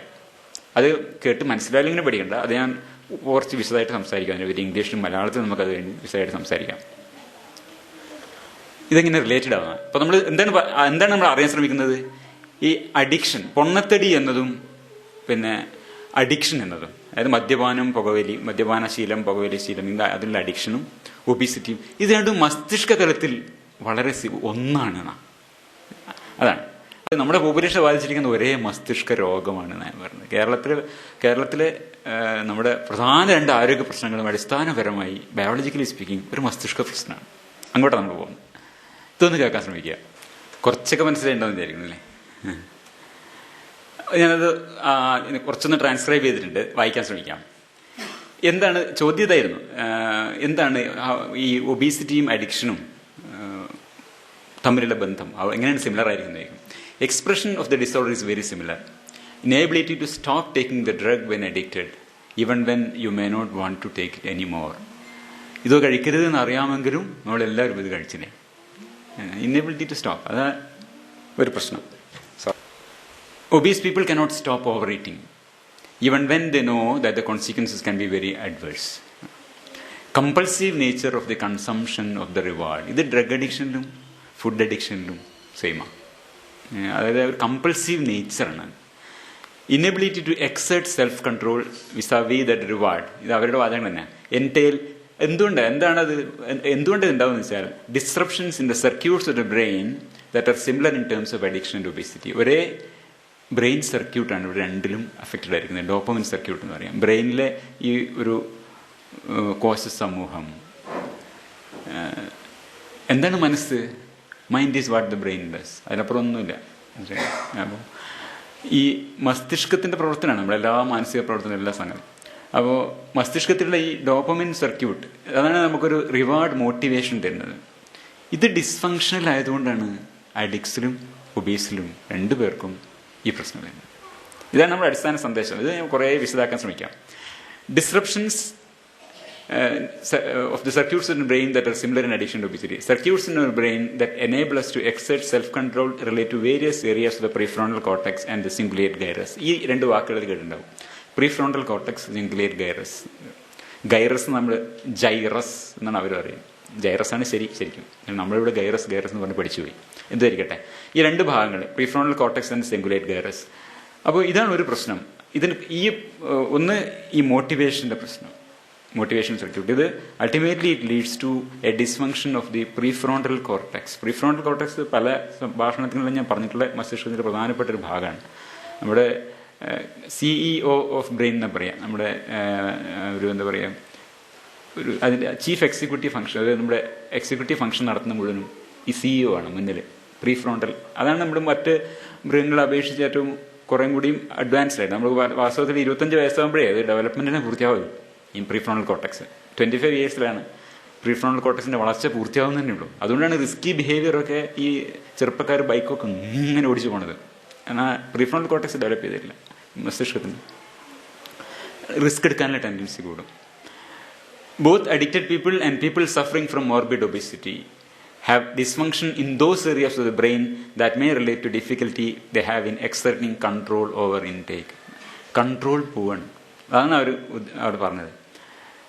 അപ്പോൾ ഇതിലെന്താ ഒരു വിഷയം എന്ന് വെച്ചാൽ, ഡ്രഗ് ആയാലും ശരി അതുപോലെ തന്നെ ഫുഡായാലും ശരി, രണ്ട് ബേസിക്കലി ഈ ഒരേ സർക്യൂട്ടിനെയാണ് ബാധിക്കുന്നത്. ഇത് ഒരു ഡിക്രീസ്ഡ് സിഗ്നലിംഗ് ആണ്. ഈ ഡോപ്പമിൻ സിഗ്നൽ കുറയും. സാധാരണ ഒരു അധികം ശരീരഭാരമില്ലാത്ത പൊണ്ണത്തടി ഇല്ലാത്ത ഒരാൾക്ക് കിട്ടുന്ന അത്രയും മസ്തിഷ്കത്തിൽ ഡോപ്പമിൻ റിലീസ് ചെയ്യില്ല. അതേപോലെ ഭക്ഷണം കഴിച്ചാൽ ശരീരഭാരം കൂടിയവർക്ക്. അതുകൊണ്ട് എന്ത് ചെയ്യണം, കൂടുതൽ കഴിക്കേണ്ടി വരുന്നതാണ്. അത് ഒരു റീസൺ, കൂടുതൽ കഴിക്കുന്നതിൻ്റെ ഒരു റീസൺ. ഇത് ഇപ്പം ഒത്തിരി മനസ്സിലായില്ലെങ്കിലും കുഴപ്പമില്ല, ഇതേ കാര്യം ഞാൻ ആവർത്തിക്കുന്നുണ്ട്. കാരണം പ്രധാനമായതുകൊണ്ട് ഞാൻ ആവർത്തിക്കുന്നുണ്ട്. ഇപ്പം ഞാനത് ആ പ്രസംഗത്തിൽ നിന്ന് മനസ്സിലാക്കി തരാനുള്ള ശ്രമം മാത്രമാണ് ഒരു പക്ഷേ.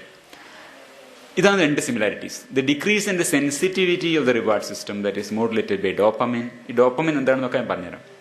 Disruptions of the frontocortical areas of the brain that allows to exert self control. ഇതാണ് ഈ രണ്ട് രോഗാവസ്ഥകൾ, അഡിക്ഷനും ഒബീസിറ്റിയും തമ്മിലുള്ള രണ്ട് ബേസിക് സിമിലാരിറ്റീസ് മസ്തിഷ്കപരമായിട്ട്. ഒന്ന്, decrease in the sensitivity of the reward system that is modulated by dopamine. Dopamine എന്ന ഒരു വസ്തുണ്ട്, ന്യൂറോ ട്രാൻസ്മിറ്ററാണ്. അത് നമ്മൾ വിശദമായിട്ട് വരും. ഇതിൽ പ്രവർത്തിക്കുന്ന ആ റിവാർഡ് സിസ്റ്റത്തിന്റെ സെൻസിറ്റിവിറ്റി കംസ് ഡൗൺ. അതാണ് ഒരു പോയിന്റ്. രണ്ടാമത്തെ പോയിന്റ് എന്താണ്, ഞാൻ പറഞ്ഞ പ്രീഫ്രോണ്ടൽ ഏരിയ. പ്രീഫ്രോണ്ടൽ ഏരിയയിലുള്ള ഫ്രോണ്ടോകോർട്ടിക്കൽ ഏരിയാസ്, പ്രത്യേകിച്ചും പിന്നെ ഈ ഓർബിറ്റോ ഫ്രോണ്ടൽ കോർട്ടെക്സ് എന്ന് പറഞ്ഞ ഭാഗം, അതിന്റെ ഫംഗ്ഷൻ ഡിസ്റപ്റ്റഡ് ആവും. ഇത് രണ്ട് പ്രശ്നങ്ങൾ കൊണ്ടാണ്. ഇത് രണ്ടാണ് അടിസ്ഥാനപരമായുള്ള പ്രശ്നം രണ്ടുപേർക്കും, both for addicts and for the obese. രണ്ടുപേർക്കും ബേസിക്കായിട്ട് ഒരേ മസ്തിഷ്ക പ്രശ്നമാണ്. We all know how to avoid being obese. Just don't eat so much. Yet it's not so simple. Why is it not so simple? It's like driving a car without a brake. If brakes are not working, then you cannot stop. Break out പറഞ്ഞ് പോളിടെക്നിൽ പഠിച്ച് യന്ത്രങ്ങളുടെ പ്രവർത്തനം മനസ്സിലായി എന്ന് വെച്ചിട്ട് break ഉണ്ട് പറഞ്ഞിട്ടും കാര്യമില്ല, ബ്രേക്ക് അവിടെ വേണമല്ലോ. അപ്പം അങ്ങനെ ഒരു സിനിമ ഉണ്ടല്ലേ, നമുക്കായി ശ്രീനിവാസനും കൂടെ വണ്ടി ഓടിക്കുന്ന സംഭവമുണ്ട്. അപ്പോൾ ബ്രേക്ക് എവിടെ. അതുപോലെ ഇവിടെ ബ്രേക്ക് ഇല്ല, അതാണ് പ്രശ്നം. അപ്പം ബ്രേക്ക് ചെയ്യൂ എന്നുള്ളത് പറഞ്ഞിട്ട് കാര്യമില്ല, ബ്രേക്ക് ഇല്ല വണ്ടിക്ക്. ഇതാണ് ഒരു പ്രശ്നം. It's not so easy. അപ്പോൾ ഇതിന്റെ ബയോളജിയിലേക്ക് നമുക്ക് പോകാം. ഇപ്പം നമ്മളെന്താണ് പിന്നെ പ്രസംഗത്തിനൊന്ന് ഭാഷയാക്കാൻ ശ്രമിച്ചതാണ്. അപ്പോൾ അത് മനസ്സിലായിട്ടാലും കുഴപ്പമില്ല, നമ്മളതിന്റെ വിശദമായിട്ട് പറയുന്നുണ്ട്. അപ്പോൾ ഇത് ബേസിക്കായിട്ട് അഡിക്ഷൻ ഉണ്ടാക്കുന്ന എല്ലാ മാദകദ്രവ്യങ്ങളും ഇതടക്കം, ആ പ്ലേറ്റുള്ള സാധനം അടക്കം മസ്തിഷ്കത്തിൽ ഡോപ്പമിൻ സ്രവണം ഉണ്ടാകും, ഡോപ്പമിൻ സ്രവിപ്പിക്കും. അപ്പോൾ ഈ ഡോപ്പമിൻ എന്താണ്, ഒരു ന്യൂറോ ട്രാൻസ്മിറ്ററാണ്. ന്യൂറോ ട്രാൻസ്മിറ്റർ എന്താണ്, മസ്തിഷ്കം അതുപോലെ നെർവസ് സിസ്റ്റം മൊത്തം ന്യൂറോൺ കോശങ്ങൾ കൊണ്ട് ഉണ്ടാക്കിയിട്ടുള്ളതെന്ന് എനിക്കറിയാം. എത്രയോ ബില്യൺസ് ഓഫ് ന്യൂറോൺസ് ആണ് ഓരോരോ കോശങ്ങൾ. ഈ ഒരു കോശത്തിൽ നിന്ന് വേറൊരു കോശത്തിലേക്ക്, ഒരു സെല്ലിൽ നിന്ന് വേറൊരു സെല്ലിലേക്ക് ഇൻഫർമേഷൻ ഇമ്പൾസ് ട്രാൻസ്മിറ്റ് ചെയ്യുന്നത് ന്യൂറോ ട്രാൻസ്മിറ്ററുകൾ വഴിയാണ്. അതിൻ്റെ ഒരു ചെറിയ വീഡിയോ കാണിച്ചു തരാം. അത് മനസ്സിലാവാൻ വേണ്ടിയിട്ട്. എന്താണ് ഈ ഡോപ്പമിൻ, എന്താണ് ന്യൂറോ ട്രാൻസ്മിറ്റർ എന്ന ഒരു ബേസിക് സയൻസ് അത് വ്യക്തമായല്ലോ. ഇത് വ്യക്തമായിട്ട് വിചാരിക്കണം. വളരെ ക്ലിയർ ആയിട്ടുള്ള, വളരെ ലളിതവും വ്യക്തവുമായ ഒരു വിശദീകരണമാണ്. ഇതൊരു ന്യൂറോൺ കോശത്തിൽ നിന്ന് അടുത്ത ന്യൂറോൺ കോശത്തിൽ എങ്ങനെയാണ് ഒരു ഇമ്പൾസ് ട്രാൻസ്മിറ്റ് ചെയ്യുന്നത്, അത് ഈ ഒരു ഇവിടെ ഒരു കെമിക്കൽ റിലീസ് ആവാണ്. ഇതാണ് ന്യൂറോ ട്രാൻസ്മിറ്റർ എന്ന് പറയുന്നത്. നമ്മളെ ഇൻട്രസ്റ്റഡ് ആയ ന്യൂറോ ട്രാൻസ്മിറ്ററിന്റെ പേരാണ് ഡോപ്പമിൻ. പലതരം ഒരുപാട് തരം ന്യൂറോ ട്രാൻസ്മിറ്ററുകളുണ്ട്. ഈ പർട്ടിക്കുലർ സിസ്റ്റത്തിൽ വർക്ക് ചെയ്യുന്ന ന്യൂറോ ട്രാൻസ്മിറ്ററിന്റെ പേരാണ് ഡോപ്പമിൻ. എല്ലാ ഡ്രഗ്സ് ഓഫ് അബ്യൂസും, അത് ലീഗലാവട്ടെ ഇല്ലീഗലാവട്ടെ, കൊക്കൈൻ ആവട്ടെ, പുകയിലാവട്ടെ, ആൽക്കഹോൾ ആവട്ടെ, ഏതും ആവട്ടെ, all drugs of abuse whether legal or illegal cause large surges of dopamine in brain areas crucial for motivating our behaviour. അതാണ് ബേസിക്കലി നമ്മുടെ എന്താ പറയുക ചോദന, നമ്മുടെ ഒരു പ്രചോദനം എന്ന് പറയുന്നത് മോട്ടിവേഷൻ എന്ന സാധനം ഉണ്ടാക്കുന്നത് ഈ ഡോപ്പമിനാണ്. അത് രണ്ട് സ്ഥലത്തും, ന്യൂക്ലിയസ് അക്യൂംബൻസ് എന്ന് പറഞ്ഞ ഒരു റിവാർഡ് റീജിയനിലും പ്രീഫ്രോണ്ടൽ റീജിയനിലും. പ്രീഫ്രോണ്ടൽ റീജിയൻ ഞാൻ പറഞ്ഞു, അതാണ് നമ്മുടെ CEO, നമ്മുടെ ബ്രെയിനിൻ്റെ. അവിടെയും ഈ ഡോപ്പമിൻ, അതാണ് നമ്മുടെ ഡ്രൈവ്. ഇത് അങ്ങനെ സെൽഫ് കൺട്രോൾ ഉണ്ടാക്കുന്നത്. ഈ രണ്ട് ദിക്കിലും ഡോപ്പമിൻ റിലീസ് ചെയ്യണം. ഇത് കുറച്ച് പഴയൊരു പുസ്തകമാണ്, ഒരു 10 കൊല്ലൊക്കെ ഉണ്ടാവും. അപ്പോൾ അതിലൊരു വാചകമാണിത്: shopping, orgasm, learning, highly caloric foods, gambling, prayer, dancing till you drop and playing on the internet, they all evoke neural signals that converge on a small group of interconnected brain areas called the medial forebrain pleasure circuit. ഇതാണ് നമ്മുടെ basic ആയിട്ടുള്ള ധാരണ. എല്ലാം നമുക്ക് സന്തോഷം തരുന്ന സാധനങ്ങളൊക്കെ ഇത് അടിസ്ഥാനപരമായിട്ട് ഈ പ്ലഷർ സർക്യൂട്ട് എന്ന സാധനത്തിന് മുകളിലാണ്. അതിനെപ്പറ്റിയുള്ള പഴയ പഠനങ്ങൾ എങ്ങനെയാണെന്ന് വെച്ചാൽ, ഈ പ്ലഷർ സർക്യൂട്ട് കണ്ടെത്തുന്നതിന് എങ്ങനെയാണ്, ഒരു കുറേ ലാബ് റാറ്റിൻ്റെ തലയിൽ നീഡിൽ പ്രിക്ക് ചെയ്തിട്ടുള്ള ചില പരീക്ഷണങ്ങൾ, ഇലക്ട്രിക് സ്റ്റിമുലേഷൻ കൊടുക്കും. ആക്സിഡൻ്റലി ഒരെണ്ണത്തിൽ പ്രിക്ക് ചെയ്ത ന്യൂക്ലിയസ് അക്യൂംബൻസ് അതിൻ്റെ അകത്ത് പ്രിക്ക് ചെയ്ത ന്യൂക്ലിയസ് അക്യൂംബൻസ് ആണ് പിന്നെ കണ്ടെത്തി. ഒരു സ്ഥലത്ത് പ്രിക്ക് ചെയ്ത് ആ നീഡിൽ ഇലക്ട്രിക് സ്റ്റിമുലേഷൻ കൊടുത്തപ്പോൾ അതൊരു റിവാർഡ് പോലെ ആ സ്വിച്ച് ഇങ്ങനെ അമർത്തിക്കൊണ്ടേയിരിക്കുകയാണ്. പിന്നെ ഒരു ഭക്ഷണം കഴിക്കാതെ ഈ എലി ഭക്ഷണം വെള്ളവും കുടിക്കാതെ ചത്തുപോയിരുന്നു. കാരണം ഇത് ഈ ആനന്ദം മതി. അങ്ങനെയാണ് ഈ പ്രഷർ സർക്യൂട്ട് എന്ന ആശയം തന്നെ വരുന്നത്. ഇപ്പോൾ ആ ആശയമൊക്കെ വളരെ വികസിച്ചിട്ടുണ്ട്. ഇതിൻ്റെ ഒരു തുടക്കമായി. ഇങ്ങനെ ഇതൊക്കെ നമ്മുടെ എല്ലാ സന്തോഷങ്ങളും സങ്കടങ്ങളും ദുഃഖങ്ങളും എല്ലാ സംഗതികളും മസ്തിഷ്കത്തിനേ ഉള്ളൂ. അത് ഒരു ഭാഗം പ്രവർത്തനം പോയി കഴിഞ്ഞാൽ തീർന്നതൊക്കെ. അപ്പോൾ ഈ പ്ലഷർ എന്ന് പറഞ്ഞ സാധനം, ആനന്ദാനുഭവങ്ങൾ എന്നത് നമ്മളൊക്കെ പ്രകൃതി നിർദ്ധാരണത്തിൻ്റെ സൃഷ്ടികളാണ്. Organic evolution through natural selection, പ്രകൃതി നിർദ്ധാരണത്തിലൂടെയുള്ള ജീവപരിണാമത്തിലൂടെ നമ്മളൊക്കെ ഉണ്ടായി വന്നിട്ടുള്ളത്. ഇത് നമ്മൾ മാത്രമല്ല, എല്ലാ മൃഗങ്ങൾക്കും ഈ പ്ലഷർ സർക്യൂട്ട്, ആനന്ദാനുഭവങ്ങളിലൂടെ, ചെറിയ ചെറിയ ആനന്ദാനുഭവങ്ങളിലൂടെയാണ് ഈ എന്താ പറയുക ജീവിത വിജയത്തിന് ചെറുതായി കിട്ടുന്നത്. എന്ന് വെച്ചാൽ നല്ലൊരു ഭക്ഷണം കിട്ടിയ അപ്പോൾ ഒരു പ്ലഷർ, എന്ന് വെച്ചാൽ ഇതുകൊണ്ട് വേണം ഈ ജീവിക്കാൻ, അതിന് കുട്ടി ഉണ്ടാവാൻ. അങ്ങനെയാണ് ഈ ജീനുകൾ തുടർന്നു പോകാൻ.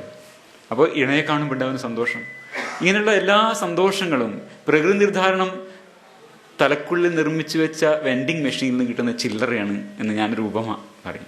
ഇങ്ങനെ ചെറിയത് കിട്ടും, ഒരു ചെറിയ സന്തോഷം, ഇങ്ങനെ ചെറിയൊരു സന്തോഷങ്ങളിലൂടെ നമ്മളിങ്ങനെ മുന്നോട്ട് പോകുന്നു. അപ്പോൾ ഇന്നിപ്പം അത് വാസ്തവത്തിൽ ഈ ഒരു തീം കുറേയും കൂടി വികസിച്ചിട്ടുണ്ട്. ഞാൻ ഇത് പറഞ്ഞ 3 കൊല്ലം മുമ്പാണ്. ഇപ്പം അതിനങ്ങനെയല്ല മനസ്സിലാക്കുന്നത്, കുറച്ചും കൂടി വിശദമായിട്ടാണ് മനസ്സിലാക്കുന്നത്. Wanting for rewards is generated by a large and distributed brain system. Liking or pleasure itself is generated by a smaller set of hedonic hotspots within the limbic circuit. അപ്പോൾ അത് കുറച്ച് വേറൊരു സ്ഥലത്താണ് ശരിക്കും പ്ലഷർ ഉണ്ടാകുന്നത്. നമ്മൾ പറഞ്ഞ ഡോപ്പമിൻ സിസ്റ്റം ഉണ്ടാക്കുന്നത് വാണ്ടിങ് ഫോർ റിവാർഡ്സ് ആണ്, മോട്ടിവേഷൻ ഉണ്ടാക്കുന്നത്. അതാണ് ഡോപ്പമിൻ. നേരത്തെ വിചാരിച്ചിരുന്നത് ഈ ഡോപ്പമിൻ തന്നെയാണ് സന്തോഷം ഉണ്ടാക്കുന്നത്. ഞാൻ പഴയ പ്രസംഗങ്ങളിലൊക്കെ തന്നെ പറഞ്ഞിട്ടുണ്ട്. വസ്തുത്തിൽ ഡോപ്പമിൻ ഉണ്ടാക്കുന്ന മോട്ടിവേഷൻ മാത്രമാണ്. അനുബന്ധിച്ച് വേറെ കുറേ സിസ്റ്റംസിലാണ് ഈ ആനന്ദാനുഭവം ഉണ്ടാകുന്നത് എന്ന് വ്യക്തമായിട്ടുണ്ട്. അത് അത്ര പ്രസക്തമല്ല നമ്മളെ സംബന്ധിച്ച്, പക്ഷെ അതിന് ഒരു ക്ലാരിറ്റിക്ക് വേണ്ടി പറഞ്ഞു എന്ന് മാത്രം. അപ്പോൾ ഈ ഡോപ്പമിൻ എന്താണ് ചെയ്യുന്നത്? It is A motivation component of the reward.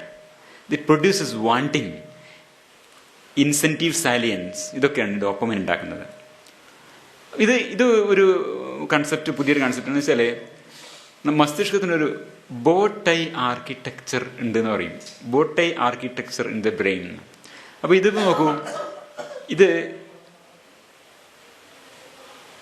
Ventral tegmental area, substantial നൈഗ്ര എന്ന 2 സ്ഥലങ്ങളിൽ, മസ്തിഷ്കത്തിലെ വളരെ ചെറിയ 2 സ്ഥലങ്ങളിലാണ് ഡോപ്പമിൻ ഉണ്ടാവുന്നത്. ഇവിടെയാണ് ഡോപ്പമിൻ ഉണ്ടാവുന്നത്. ഇതാണ് നമ്മുടെ റിവാർഡ് സിസ്റ്റം എന്ന് പറയുന്നത്. ഇതിൽ നിന്നാണ് മസ്തിഷ്കത്തിന്റെ ബാക്കി ഭാഗങ്ങളിലേക്ക്, ഈ പ്രീഫ്രോണ്ടൽ കോർട്ടക്സും വിശദമായ സ്ഥലങ്ങളിലേക്കൊക്കെ ഇമ്പൾസ് ഇങ്ങനെ പോണത്. ബേസിക്കലി ഈ ഒരു ചെറിയ സ്ഥലത്തേക്ക് എന്തൊക്കെ സാധനങ്ങൾ, sex, food, work, family, nature, friends, community, tool making, sports, music, dance, crafts, arts, എല്ലാ സാധനങ്ങളും, എല്ലാ ഈ പിന്നെ എന്താ പറയുക, ഇതിൽ നിന്നുള്ള ഇമ്പൾസുകളും ചോദനകളും ഈ മസ്തിഷ്കത്തിൽ വിളിച്ച് രണ്ട് ചെറിയ ഏറിയകളിലെ പോയിട്ടാണ് ഇമ്പാക്ട് ചെയ്യുന്നത്. അതിന് ബോട്ടൈ എന്ന് പറഞ്ഞത്. ബോട്ടൈ ഉണ്ട്, നടുവിലെ സാധനം രണ്ടെണ്ണം ഇങ്ങനെ ഉണ്ടാറ്റത്ത്. ഇതന്നെ ബോട്ടൈ ആർക്കിടെക്ചർ എന്ന് പറയുന്നത്. അപ്പം ഇങ്ങനെയാണ് ഇതിൻ്റെ ഒരു രീതി. അപ്പം ഈ വളരെ ചെറിയൊരു സ്ഥലത്ത് ഈ ഡോപ്പമിൻ സിസ്റ്റമാണ് ഇതിനെ മുഴുവനും, ഇതിനൊക്കെ ചില്ലറ കൊടുക്കേണ്ടത് ഈ ഒരു ചെറിയ ഏരിയ എന്നാണ്. ഈ രംഗത്തൊക്കെയുള്ള എല്ലാവിധ എന്താ പറയുക നല്ല കാര്യങ്ങൾ, നല്ലതെന്ന് വെച്ചാൽ ഇൻവേർട്ടഡ് കോമാസ്, നല്ലതെന്ന് വെച്ചാൽ എന്താണ്, പ്രകൃതിനിർദ്ധാരണത്തിൽ ഈ ജീവി അതിജീവിക്കാൻ ഏതൊരു തരം പ്രവൃത്തിയാണോ ഉചിതം, അത് ഇണയെ കണ്ടെത്തൽ, രുചികരമായ ഭക്ഷണം കഴിക്കൽ, അതുപോലെയുള്ള കാര്യങ്ങൾ, തണുപ്പിൽ നിന്ന് രക്ഷ നേടൽ, ഇരയെ പിടിക്കൽ, ഇരയാവാതിരിക്കൽ, ഇങ്ങനെയുള്ള എല്ലാ സംഗതികളിലും നന്ന് എന്ന് ആര് കാണുന്നു? ഡോപ്പമിൻ സിസ്റ്റം കാണുന്നു. നന്ന് എന്ന് അവൻ കണ്ടു എന്നല്ലേ. അപ്പൊ അതുപോലെ അപ്പൊ മസ്തിഷ്കം ഇത് നന്ന് എന്ന് തിരിച്ചറിയുകയും ഒരു വെൻഡിങ് മെഷീന് ഒരു സന്തോഷം കൊടുക്കും, ഡോപ്പമിൻ ഒരു മോട്ടിവേഷൻ റിവാർഡ് കൊടുക്കുകയും ചെയ്യുന്നു. ഇങ്ങനെയാണ് ഇത് വർക്ക് ചെയ്യുന്നത്. അപ്പൊ ഇതാണ് ബോട്ടൈ ആർക്കിടെക്ചർ. ഇതാണ് എൻ്റെ ഈ ചിത്രം. ഇതാണ് ഈ ചെറിയ സ്ഥലത്തു നിന്നാണ് ഇങ്ങനെ ഫാൻ ചെയ്യുന്നത്. ഇപ്പൊ ജീവസന്ധാരണത്തിന് ആവശ്യമായ പെരുമാറ്റങ്ങൾ ശീലമാക്കുക, അത്തരം ശീലങ്ങളെ പ്രചോദിപ്പിക്കുക എന്നതാണ് മസ്തിഷ്കത്തിലെ ഡോപ്പമിൻ വ്യവസ്ഥയുടെ ജീവശാസ്ത്രപരമായ ധർമ്മം. ഡോപ്പമിൻ ഉൽപ്പാദിപ്പിക്കാത്ത ലാബലികൾക്ക് ജീവിക്കാൻ പറ്റില്ല. അങ്ങനെ പരീക്ഷണം നടത്തിയിട്ടുണ്ട്. ഡോപ്പമിൻ ശരീരത്തിൽ ഉണ്ടാക്കാൻ പറ്റാത്ത രീതിയിൽ നമുക്ക് ആ രീതിയിലുള്ള ലാബലികളെ ഉണ്ടാക്കാൻ പറ്റും. അവർക്ക് ഡോപ്പമിൻ ഉണ്ടാക്കാൻ പറ്റാത്ത തരത്തിൽ ലാബലികളെ ജനറ്റിക് എഞ്ചിനീയറിംഗ് വഴി ഉണ്ടാക്കാം. അങ്ങനത്തെ ലാബലികളെ നോക്കുമ്പോൾ അത് ജീവിക്കാൻ പറ്റില്ല. DAF അതെങ്ങനെ മരിച്ചു പോകണം? ആ പേപ്പറാണ് ഇത്. 95 വന്നൊരു പേപ്പറാണ് സെല്ലില്. Dopamine deficient mice are severely hypoactive, adipsic and aphagic. വെള്ളം കുടിക്കില്ല, ഭക്ഷണം കഴിക്കില്ല, ഒരു ഹൈപ്പോ ആക്റ്റീവ്, അനങ്ങില്ല. എന്നിട്ട് ഇത് അതിൻ്റെ പ്രസവം കഴിഞ്ഞ ശേഷം നോക്കുകയാണ്. ഇതാണ് കൺട്രോൾ മൈസ്. അതങ്ങനെ ജീവിച്ചു പോകുന്നുണ്ടൊക്കെ. ഇത് നമ്മുടെ ഡോപ്പമിൻ ഡെഫിഷ്യൻ മൈസാണ്. ചത്ത് ഇവിടെ എത്തിയപ്പോഴേക്കും സർവൈവൽ പെർസെന്റ് 0. 28 ദിവസത്തിനപ്പുറം ഒന്നുപോലും സർവൈവ് ചെയ്തില്ല. അടിസ്ഥാനപരമായിട്ട് എല്ലാത്തിനെയും പ്രചോദിപ്പിക്കുന്നത്, ഈ ജീവസന്ധാരണത്തിനാവശ്യമായ എല്ലാ പ്രവർത്തനങ്ങളെയും പ്രചോദിപ്പിക്കുന്നത് ഡോപ്പമിനാണ്. മോട്ടിവേഷൻ സിസ്റ്റം എന്ന് പറയുന്നത്. അതില്ലെങ്കിൽ ജീവിക്കാൻ പറ്റില്ല. ബോഡി വെയ്റ്റ്സിന്റെ ചാർട്ടാണ്. അപ്പോൾ ഇവരെന്ത് ചെയ്യും? ഒരു പർട്ടിക്കുലർ ലെവലിൽ എത്തിക്കഴിഞ്ഞിട്ട് ഇങ്ങനെ താഴോട്ട് പോകുമ്പോൾ ആ ലെവലിൽ വെച്ചിട്ട് അവർക്ക് ഇത് കൊടുത്താൽ ഇത് നോർമൽ, ഇത് deficient mice treated with dopamine കൊടുത്തു കഴിഞ്ഞാൽ ഏതാണ്ട് അതേപോലെ വീണ്ടും അതിന്റെ ബോഡി വെയിറ്റ് ഒക്കെ കൂടി. ഡോപ്പമിൻ മാത്രം മതി, അത് പഴയ പോലെയോ. ഇല്ലാത്തത് ചത്തും പോകും. ഇവിടെ ഒരു കുരിശ് വരച്ചിട്ട് കാണാം, ഡെത്താണ് ഇങ്ങോട്ട് താഴോട്ട് പോയത്. ഗ്രാഫൊക്കെ കാണുമ്പോൾ എനിക്ക് പേടിയുണ്ട്. ഇതൊക്കെ സ്കൂളിൽ നിന്ന് വിട്ടതാണേ. നിങ്ങളൊക്കെ ഈ ഗ്രാഫ് ഒരുപാട് കണ്ടിട്ടുണ്ടാവും. അപ്പൊ അതോടിരിക്കട്ടെ. ഇതാണ് നമ്മുടെ പ്രചോദനം ബേസിക്കലി, ഡോപ്പമിൻ. അപ്പോ വൈലപ്പള്ളി പറയും, ജീവിതത്തെ എന്തി മൃതിയെയും ദേവി ആർദ്രതയലി ഭരിപ്പൂ. ഞാൻ പറയാ ഡോപ്പമിനാണ് ആ ദേവി എന്നാ. എന്നാല് നമ്മള് ഇല്ലെങ്കിൽ മരിച്ചു പോവാണ്. അപ്പോ ഈ പ്രചോദനം എന്ന് പറഞ്ഞാൽ ജീവിക്കാനുള്ള പ്രചോദനം തരുന്നത് ഡോപ്പമിനാണ്. ഇത് നെറ്റിൽ പോയാൽ നിങ്ങൾക്ക് കാണാം. പിന്നെ ഒരു ഹാർവേഡ് മെഡിക്കൽ സ്കൂളിൽ നിന്നുള്ള ഒരു പേപ്പർ, അതിൻ്റെ ഒരു അബ്സ്ട്രാക്ട് പോലെ നെറ്റിലെ കാണാം, ഒരു ചെറിയ വീഡിയോ. ഇതൊരു എത്ര പഴക്കമുണ്ട് നോക്കണം. നമ്മൾ ആരാണ്? സസ്തനികളാണ്. നമുക്ക് പിന്നിൽ കുറേ ആൾക്കാരുണ്ട്. ഉരകങ്ങളുണ്ട്, ഒരു ഭാഗത്ത് പക്ഷികളുണ്ട്, അതിൻ്റെ പിന്നിൽ പിന്നെ ആംഫിബിയൻസ്, ഉഭയജീവികൾ, തവളയെ പോലെയുള്ള, അതിൻ്റെ പിന്നിലെ മീനുകൾ, അതിൻ്റെ പിന്നാലെ പോയാലോ നട്ടയില്ലാത്ത ജീവികൾ. അങ്ങനെ പിന്നോട്ട് ദശലക്ഷക്കണക്കിന് കോടിക്കണക്കിന് വർഷം പിന്നോട്ട് പോയിട്ട് നമ്മൾ ശലഭങ്ങളിലെത്തിയാൽ അതിൽ പോലും ഉണ്ട് ദേവീയ ആർദ്രത, ഡോപ്പമിൻ. ഡോപ്പമിനാണ് അവരെ നയിക്കുന്നത്. ഈ ശലഭങ്ങളെ പോലും ജീവിപ്പിക്കുന്നത്, അതായത് ജീവിക്കാനുള്ള പ്രചോദനം കൊടുക്കുന്നത് ഡോപ്പമിനാണ്. ഇത് അവരെ മീറ്റിംഗ് ഡ്രൈവിനെ കുറിച്ച് ബന്ധത്തിലുള്ള പഠനമാണ്. ഈ male fly has a high mating drive which can be seen as high calcium. ഈ ഡോപ്പമിനർജിക് ന്യൂറോൺസ് അവരെ ഡോപ്പമിനർജി അവരെ വളരെ വളരെ പരിമിതമായ മസ്തിഷ്കത്തിൽ, ഒരു പിൻഹെഡിനത്ര പോലും ഇല്ലാത്ത വളരെ ചെറിയ മസ്തിഷ്കത്തിനകത്ത് ഈ ഡോപ്പമിൻ്റെ ആക്ടിവിറ്റി ഉണ്ടാകുമ്പോഴാണ് ഈ മെയിൽ ഈ ഫീമെയിലിൻ്റെ പിന്നാലെ നടക്കുന്നത്. അത് ആ വീഡിയോയിൽ നമുക്ക് കാണാൻ ഇങ്ങനെ ഓടിണ്ടാവും മെയിൽ. ഇതാണ് എൻ്റെ പേപ്പർ, ന്യൂറോണിൽ വന്നത് dopaminergic circuitry underlying mating drive അതാണ്. Dopamine drives fruit fly mating. തന്നെ male fly with high mating drive follows the female, കോർട്ടി പിന്നാലെ പോകും. അപ്പോൾ the male fly is satiated after a few meetings. കുറച്ച് മീറ്റ് കഴിഞ്ഞാൽ അത് സാറ്റിയേറ്റഡ് ആവും. ഇപ്പോൾ സാറ്റിയേറ്റഡ്, അപ്പോൾ അന്നേരം അവർക്ക് ഇവരുടെ ഒരു ടെക്നിക്ക് അനുസരിച്ച്, അതാണ് അവർ ഡെവലപ്പ് ചെയ്ത ടെക്നിക്ക്. അതായത് ആ സമയത്ത് ഈ ഡോപ്പമിനർജിക് ആക്ടിവിറ്റി അങ്ങനെ ഉണ്ടെന്ന് അറിയാനാണ് ഇവർ പഠനം നടത്തിയത്. അപ്പോൾ ഈ സാറ്റിയേറ്റഡ് മെയിലിൽ ഡോപ്പമിനർജിക് ആക്ടിവിറ്റി ഇല്ല, ഈ ഡ്രൈവുള്ള സമയത്താണ് ആക്റ്റീവ് ആകുന്നത്. അപ്പോൾ ഈ സാറ്റിയേഷൻ അതുപോലെ നോർമലിൽ അങ്ങനെയാണ്. സാറ്റിയേറ്റഡ് ആയി കഴിഞ്ഞാൽ അത് ഭക്ഷണത്തിൻ്റെ കാര്യത്തിലായാലും ലൈംഗികതയുടെ കാര്യത്തിലൊക്കെ സാറ്റിയേഷൻ വന്നു കഴിഞ്ഞാൽ പിന്നെ ഡോപ്പമിനർജിക് ആക്ടിവിറ്റി കുറയുന്നു, പിന്നെ മോട്ടിവേഷൻ ഇല്ല. ഇങ്ങനെയാണ് വർക്ക് ചെയ്യുന്നത്. അപ്പോൾ ആ ഡോപ്പമിനർജിക് ആക്ടിവിറ്റിയാണ് നിങ്ങൾക്ക് ഇവിടെ കാണാവുന്നത്. ഈ വളരെ ആക്റ്റീവായിട്ട് ഇണയെ പിന്തുടരുമ്പം അതിന് dopaminergic activity is very high. ഇത് സാറ്റിയേറ്റഡ് ആയിട്ടുള്ളതിൻ്റെ അകത്ത് dopaminergic activity is very low. Dopamine release ചെയ്യുന്നത് വളരെ കുറവാണ്. അപ്പോൾ അത്ര അടിസ്ഥാന വരെയുള്ള സാധനത്തിലാണ് നമ്മുടെ കയറി പിടിക്കുന്നത്. ഭക്ഷണവും, അഡിക്റ്റിങ് ആൽക്കഹോൾ, ഈ ടൊബാക്കോ, കഞ്ചാവ്, കൊക്കൈൻ എല്ലാം കയറി പിടിക്കുന്നത് അടിസ്ഥാനപരമായിട്ട് അതിപുരാതനമായ മസ്തിഷ്ക വ്യവസ്ഥയിലാണെന്നാണ്. ഈ how fruit flies remember A good meal, അതും ഡോപ്പമിനാണ്. അപ്പോൾ ഇത് ഒരു പഠനത്തിൻ്റെ രേഖാചിത്രമാണിത്. 2 തരം ഭക്ഷണം കൊടുത്ത് 24 മണിക്കൂർ ഞാൻ അതിനെ സംബന്ധിച്ച് വലിയൊരു സമയമാണ്. 24 മണിക്കൂർ കഴിഞ്ഞാലും ഈ 2 കുപ്പികളിൽ, മണമുള്ള കുപ്പികളിൽ കൂടുതൽ ഷുഗർ ഉള്ളതിലേക്ക് മാത്രമേ ഇത് പോവുള്ളൂ. കാരണം അത് ഇറ്റ് ഇസ് ത്രൂ ഡോപ്പമിൻ. അപ്പോൾ ഇത് വേറൊരു പഠനം, ഞാൻ ഇതിനിങ്ങനെ നോക്കിയപ്പോൾ കണ്ടൊരു പഠനമാണ്. അതായത് ഈ വേറൊരു ഡ്രോസോഫിലിൻ എന്ന വേറൊരു പഠനത്തിൽ 2 തരം ഒരു ഡോപ്പമിൻ പ്രവർത്തിക്കാത്ത, ഡോപ്പമിൻ റിസപ്റ്റർ ഇല്ലാത്ത, ഡോപ്പമിൻ ഉണ്ട് പക്ഷെ ഡോപ്പമിൻ റിസപ്റ്റർ ഹൈപ്പോ ആക്റ്റീവായി, അത്രയധികം ആക്റ്റീവ് അല്ലാത്ത ഡോപ്പമിനർജി ആക്ടിവിറ്റി ഇത്തിരി കുറഞ്ഞ ഒരു ഡ്രോസോഫില ഉണ്ട്. പിന്നെ അവർ സിന്തസിസ് ചെയ്തു ഒരു വെറൈറ്റി. അതിൻ്റെ മേലെ കുറേ ഡസ്റ്റ് കുറഞ്ഞു, dust made from yellow clothing dye വിട്ടു. അപ്പോൾ നമ്മൾ കണ്ട ഈച്ച കണ്ട് ഇങ്ങനെ ചിറകിലിങ്ങനെ ഉരച്ച് വൃത്തിയാക്കുന്ന എപ്പോഴും നമ്മൾ കാണാം. അത് വളരെ ഇമ്പോർട്ടൻ്റ് ഒരു ആക്ടിവിറ്റിയാണ്. അതായത് ഈ മേലയുടെ ബാക്ടീരിയയും മറ്റുള്ള സാധനങ്ങളൊക്കെ തുടച്ച് കളയണം, പൊടികളൊക്കെ, അല്ലെങ്കിൽ അത് മരിച്ചു പോകാൻ പെട്ടെന്ന്, വളരെ പെട്ടെന്ന് മരിച്ചു പോകും. എല്ലാം ഈ പക്ഷികൾ ചെയ്യും, നമ്മളും ചെയ്യും, വൃത്തിയാക്കുന്ന സംഭവം. അപ്പോൾ ഈ ഡോപ്പമിനർജിക് ആക്ടിവിറ്റി കുറഞ്ഞ ഇതാണിത്. ഇത് നോർമലാണ്. കണ്ടാ ഇത്രയും കഴിഞ്ഞിട്ട്, സമയം കഴിഞ്ഞിട്ടും അത് വൃത്തിയാക്കുന്നില്ല എന്നുള്ള, അത് ഡ്രൈവില്ല. അപ്പം ഇങ്ങനെ വലിയ മദ്യപാനികളൊക്കെ ഇങ്ങനെ കുപ്പായം നമ്മൾ അയ്യപ്പ ബൈജുവിൻ്റെ ഇതൊക്കെ കണ്ടില്ലേ, അത് എനിക്ക് വന്ന് ഡോപ്പമിനർജിക് സിസ്റ്റം കംപ്ലീറ്റ് പോകുന്നുണ്ട്. ഞാനൊരു സെൽഫ് ഈ വൃത്തിയാക്കുക അങ്ങനത്തെ എല്ലാം ശരി. അപ്പോൾ ഇത് evolution of dopamine system in the chordates, ഇത് മീനുകളിലാണ്. അപ്പം അതിനും പിന്നിലേക്ക് പോയാൽ ഇൻവെർട്ടിബ്രേറ്റ്സിൽ പോലും ഉണ്ടെന്നർത്ഥം ഈ സിസ്റ്റം ഉണ്ട്. ഇതാണ് ഈ food, sex and other natural sensory പ്ലഷേഴ്സിന് വേണ്ടിയിട്ടുണ്ടായിട്ടുള്ള ഈ സിസ്റ്റത്തിനെയാണ് ഡ്രഗ്സ് ഓഫ് അബ്യൂസ് ഹൈജാക്ക് ചെയ്യുന്നത്. ഈ തരത്തിൽ ഇഞ്ചക്ഷൻ ആയാലും ആൽക്കഹോൾ ആയാലും പുകയായാലും ഒക്കെ ഈ സിസ്റ്റത്തിനാണ് ഹൈജാക്ക് ചെയ്യുന്നത് ബേസിക്കലി. ഇതാണ് നമ്മുടെ എലി, ഷോക്കടിപ്പിച്ച് ചാവുന്ന എലി. ഇതുപോലെയാണ് തിന്നും ഇതുപോലെ കുടവേറ് വെച്ചും ഒക്കെ നമ്മൾ ചെയ്യുന്ന. വസ്തു ഒരു ഡ്യൂപ്ലിക്കേറ്റ് കീ ഉണ്ടാക്കല്ലേ ഇന്ന്. ഇത് മുമ്പേതിനെ പറഞ്ഞിട്ടുള്ളതാണ്. നമ്മൾ ചെയ്യുന്നത് ഒരു ATM മെഷീൻ മൊത്തം കൂടി കുത്തിപ്പൊളിക്കുക യഥാർത്ഥത്തിൽ, ഒന്നിച്ച് പ്രഷറും കിട്ടട്ടെ നമ്മളൊക്കെ. പക്ഷെ വാസ്തവത്തിൽ എന്താ, ATM മെഷീൻ കുത്തിപ്പൊളിക്കുക എന്നല്ലാതെ അതിൻ്റെ അതൊന്നും കിട്ടില്ല എന്നുള്ളതാണ്. അതാണ് അതിൻ്റെ അടുത്ത സ്റ്റെപ്പ്.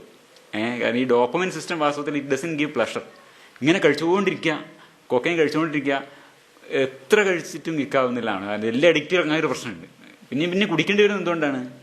സാധാരണ നേരത്തെ ഒരു അളവ് കഴിച്ചാൽ മതിയാവുന്നത്, ഇതിൻ്റെ അളവുകളൊന്നും എനിക്ക് വലിയ നിശ്ചയമില്ലാത്തതുകൊണ്ട് അളവ് എന്ന് പറയണേ, ഒരളവ് കഴിച്ചാൽ മതിയാവുന്നത് പിന്നെ ഒരു ഘട്ടം വരുമ്പോൾ ആ അളവ് മതിയാവാതെ വരുന്നുണ്ട്. അതിൻ്റെ ഒരു കാരണം ഇതാണ്, ആ ഡോപ്പമിൻ റിലീസിൻ്റെ ഇറ്റ് ബിക്കംസ് എന്താ പറയുക റെസിസ്റ്റൻ്റ് അർത്ഥത്തിൽ ഡൗൺ റെഗുലേറ്റഡ് സിസ്റ്റമേ ഡൗൺ റെഗുലേറ്റഡ്. അപ്പോൾ ATM മെഷീൻ കുത്തിപ്പൊളിക്കാൻ പോയിട്ട് ATM മെഷീൻ കുത്തിപ്പൊളിച്ചാൽ എൻ്റെ ഒന്നും കിട്ടാതെയോ അതാണ്. കാരണം it only increases the wanting. അങ്ങനെയാണ് ഈ ഡോപ്പമിൻ മാത്രമാണ്. ഇത് ഈ ഒരു സിദ്ധാന്തത്തിനാണ് നമ്മൾ കുറച്ച് ഗൗരവമായി പിന്തുടരുന്നത്. നമുക്ക് ഇതൊരു ഓവർ സിംപ്ലിഫിക്കേഷൻ ആണ് എന്ന് ഒരു പറയാറുണ്ട്. ഈ ഒബീസിറ്റി ഒരു ഫുഡിൻ്റെ അഡിക്ഷൻ ആണെന്നുള്ളൊരു ഓവർ സിംപ്ലിഫിക്കേഷൻ ആണെന്ന് പറയാറുണ്ട്. ഒരു ഓവർ സിംപ്ലിഫിക്കേഷൻ ആണോ എന്നാണ് പേര്. കാരണം അതിന് പറയുന്ന ഒരു കാരണം, വേറെ പല ഫാക്ടേഴ്സും leptin, insulin, ghrelin, PYY, peptide YY, ഇങ്ങനെ പല പല ഘടകങ്ങളും ഈ പിന്നെ ഫുഡിന്റെ ഇൻടേക്കിനെ നിയന്ത്രിക്കാൻ നോർമലായിട്ട് ശരീരത്തിലുണ്ട്. അധികം കഴിക്കാതിരിക്കാനുള്ള പല സിസ്റ്റമും നമ്മുടെ ശരീരത്തിലുണ്ട്. അതേസമയം ഡ്രഗിനതില്ല. അപ്പോൾ അതുകൊണ്ട് ഇതിനെ രണ്ടിന് ഇക്വേറ്റ് ചെയ്യുന്നത് ശരിയാണോ എന്ന് ചോദ്യമുണ്ട്. അവിടെ ഈ സിസ്റ്റമൊക്കെ ഉള്ള ഭക്ഷണം എന്ന് പറഞ്ഞാൽ സ്വാഭാവികമായിട്ട് പിന്നെ പരിണാമഗത്യ മനുഷ്യൻ കഴിച്ചു പോരേണ്ട ഒരു സാധനമാണ്. അത് നിയന്ത്രിക്കാനുള്ള സ്ട്രക്ചറുകളൊക്കെ നമ്മുടെ ശരീരത്തിൽ അതിനുള്ള ഇതൊക്കെ ഉണ്ട്. ഹോമിയോസ്റ്റാറ്റിക് ഫാക്ടേഴ്സ് ഉണ്ട് അതിൻ്റെ ലെവൽ കൂടിയ കുറക്കാനൊക്കെ ആയിട്ടുള്ള. ഇങ്ങനെയുള്ള ഒരു സിസ്റ്റത്തിന് അങ്ങനെ പറഞ്ഞാൽ ശരിയാണോ എന്നുള്ളത്. അപ്പോൾ അതിൻ്റെ വിശദാംശങ്ങളിലേക്ക് പോകുന്നില്ല. ഈ പിന്നെ ലെപ്റ്റിൻ, ഇൻസുലിൻ അങ്ങനെയുള്ള സാധനങ്ങളൊക്കെ ഉണ്ട്. പക്ഷേ ഇതിൽ നമ്മൾ മനസ്സിലാക്കേണ്ടത് ഇതൊക്കെ അൾട്ടിമേറ്റ്ലി ഞാൻ നേരത്തെ പറഞ്ഞ ബോട്ടൈ ആർക്കിടെക്ചറാണ്. നേരത്തെ ഒരു ബോട്ടൈ ആർക്കിടെക്ചർ പറഞ്ഞിരുന്നല്ലോ. ഇത് അൾട്ടിമേറ്റ്ലി ഈ ബോട്ടൈൻ്റെ നടുവിൽ നിൽക്കുന്നത് പിന്നെ ഹൈപ്പോതലാമസ് എന്ന് പറഞ്ഞിട്ടുള്ള ഘടകമാണ്. ഒരു ഇതാണ് ഭക്ഷണത്തിൻ്റെ ബോട്ടൈൻ്റെ സെൻറ്റർ. ഹൈപ്പോതലാമസാണ്. എല്ലാ ഫുഡിൻ്റെയും ഇൻടേക്ക് വരുമ്പം കൺട്രോൾ ചെയ്യുന്നത് ഹൈപ്പോതലാമസ് മസിൽസിലെ ഏരിയയാണ്. അപ്പോൾ അൾട്ടിമേറ്റ്ലി അത് അങ്ങോട്ടാണ്. എങ്ങനെയാണിത് പ്രവൃത്തി? ഈ ഹൈപ്പോതലാമസ് അറിഞ്ഞു നിങ്ങൾക്ക് ഭക്ഷണം കൂടുതൽ വേണം അല്ലെ കുറവ് വേണം എന്ന് അറിഞ്ഞാൽ അതെങ്ങനെയാണിത് ഇഫക്റ്റ് ചെയ്യുന്നത്? അത് ഡോപ്പമിൻ സിസ്റ്റം തന്നെ വേണം. അതെ, പോയി തിന്നു, പോയി ആ മൃഗത്തിനെ കൊല്ലുവെന്ന് ഈ സിംഹത്തിനോട് പറയുന്നത് ഇതൊക്കെ ഇൻവെർട്ടഡ് കോമാസിലാണ്. ഡോപ്പമിൻ സിസ്റ്റമാണ്. അല്ലെങ്കിൽ ആ ഡോപ്പമിൻ സർജ് ഇല്ലെങ്കിൽ പോവില്ല. വിശക്കുമ്പോൾ അകത്തുനിന്നൊരു സിഗ്നൽ വരികയാണ്, വിശപ്പ്. അതിൻ്റെ അകത്തുള്ള വിശപ്പുണ്ടാക്കുന്ന മസ്തിഷ്ക സ്റ്റൊമക്ക് റിലീസ് ചെയ്യുന്ന ഹോർമോൺ ഗെർലിനൊക്കെ പോയി ഹൈപ്പോതലാമസിൽ വരുമ്പോൾ ഹൈപ്പോതലാമസ് അൾട്ടിമേറ്റ്ലി എന്ത് ചെയ്യുന്നു? നമ്മൾ ഈ നേരത്തെ ഡോപ്പമിൻ സിസ്റ്റത്തിനെ ഡോപ്പമിൻ സിസ്റ്റത്തിലേക്ക് പോയിട്ടാണ് പറയുന്നത്. ഈ ഡോപ്പമിൻ വഴിയാണ് പ്രചോദനം ഉണ്ടാകുന്നത്. അങ്ങനെയാണ് സിംഹത്തിൻ്റെ കടി ഡീറിൻ്റെ കാലുമേ വീഴണം. ഓടൂ എന്ന് ഡോപ്പമിൻ പറഞ്ഞു ഇത് ഓടണം. ജീവിതത്തെ എന്തി മൃതിയെയും. അപ്പോൾ ഈ ആടുകൾ ഉപ്പന്വേഷിച്ച് ഈ മലയുടെ മുകളിൽ ഇത്ര ജീവനാപ്പോഴുള്ള സാധനം നോക്കണം. അത് പോകുന്നത് ultimately it's all dopamine system. ആ ഡ്രൈവാണ് അത്. അൾട്ടിമേറ്റ്ലി ഹൈപ്പോതലാമസ് വഴിയാണെങ്കിലും അതുകൊണ്ടാണ് പറയുന്നത് ബേസിക്കലി ഇത് രണ്ടും ഒന്നാന്ന് പറയുന്നതാണ്.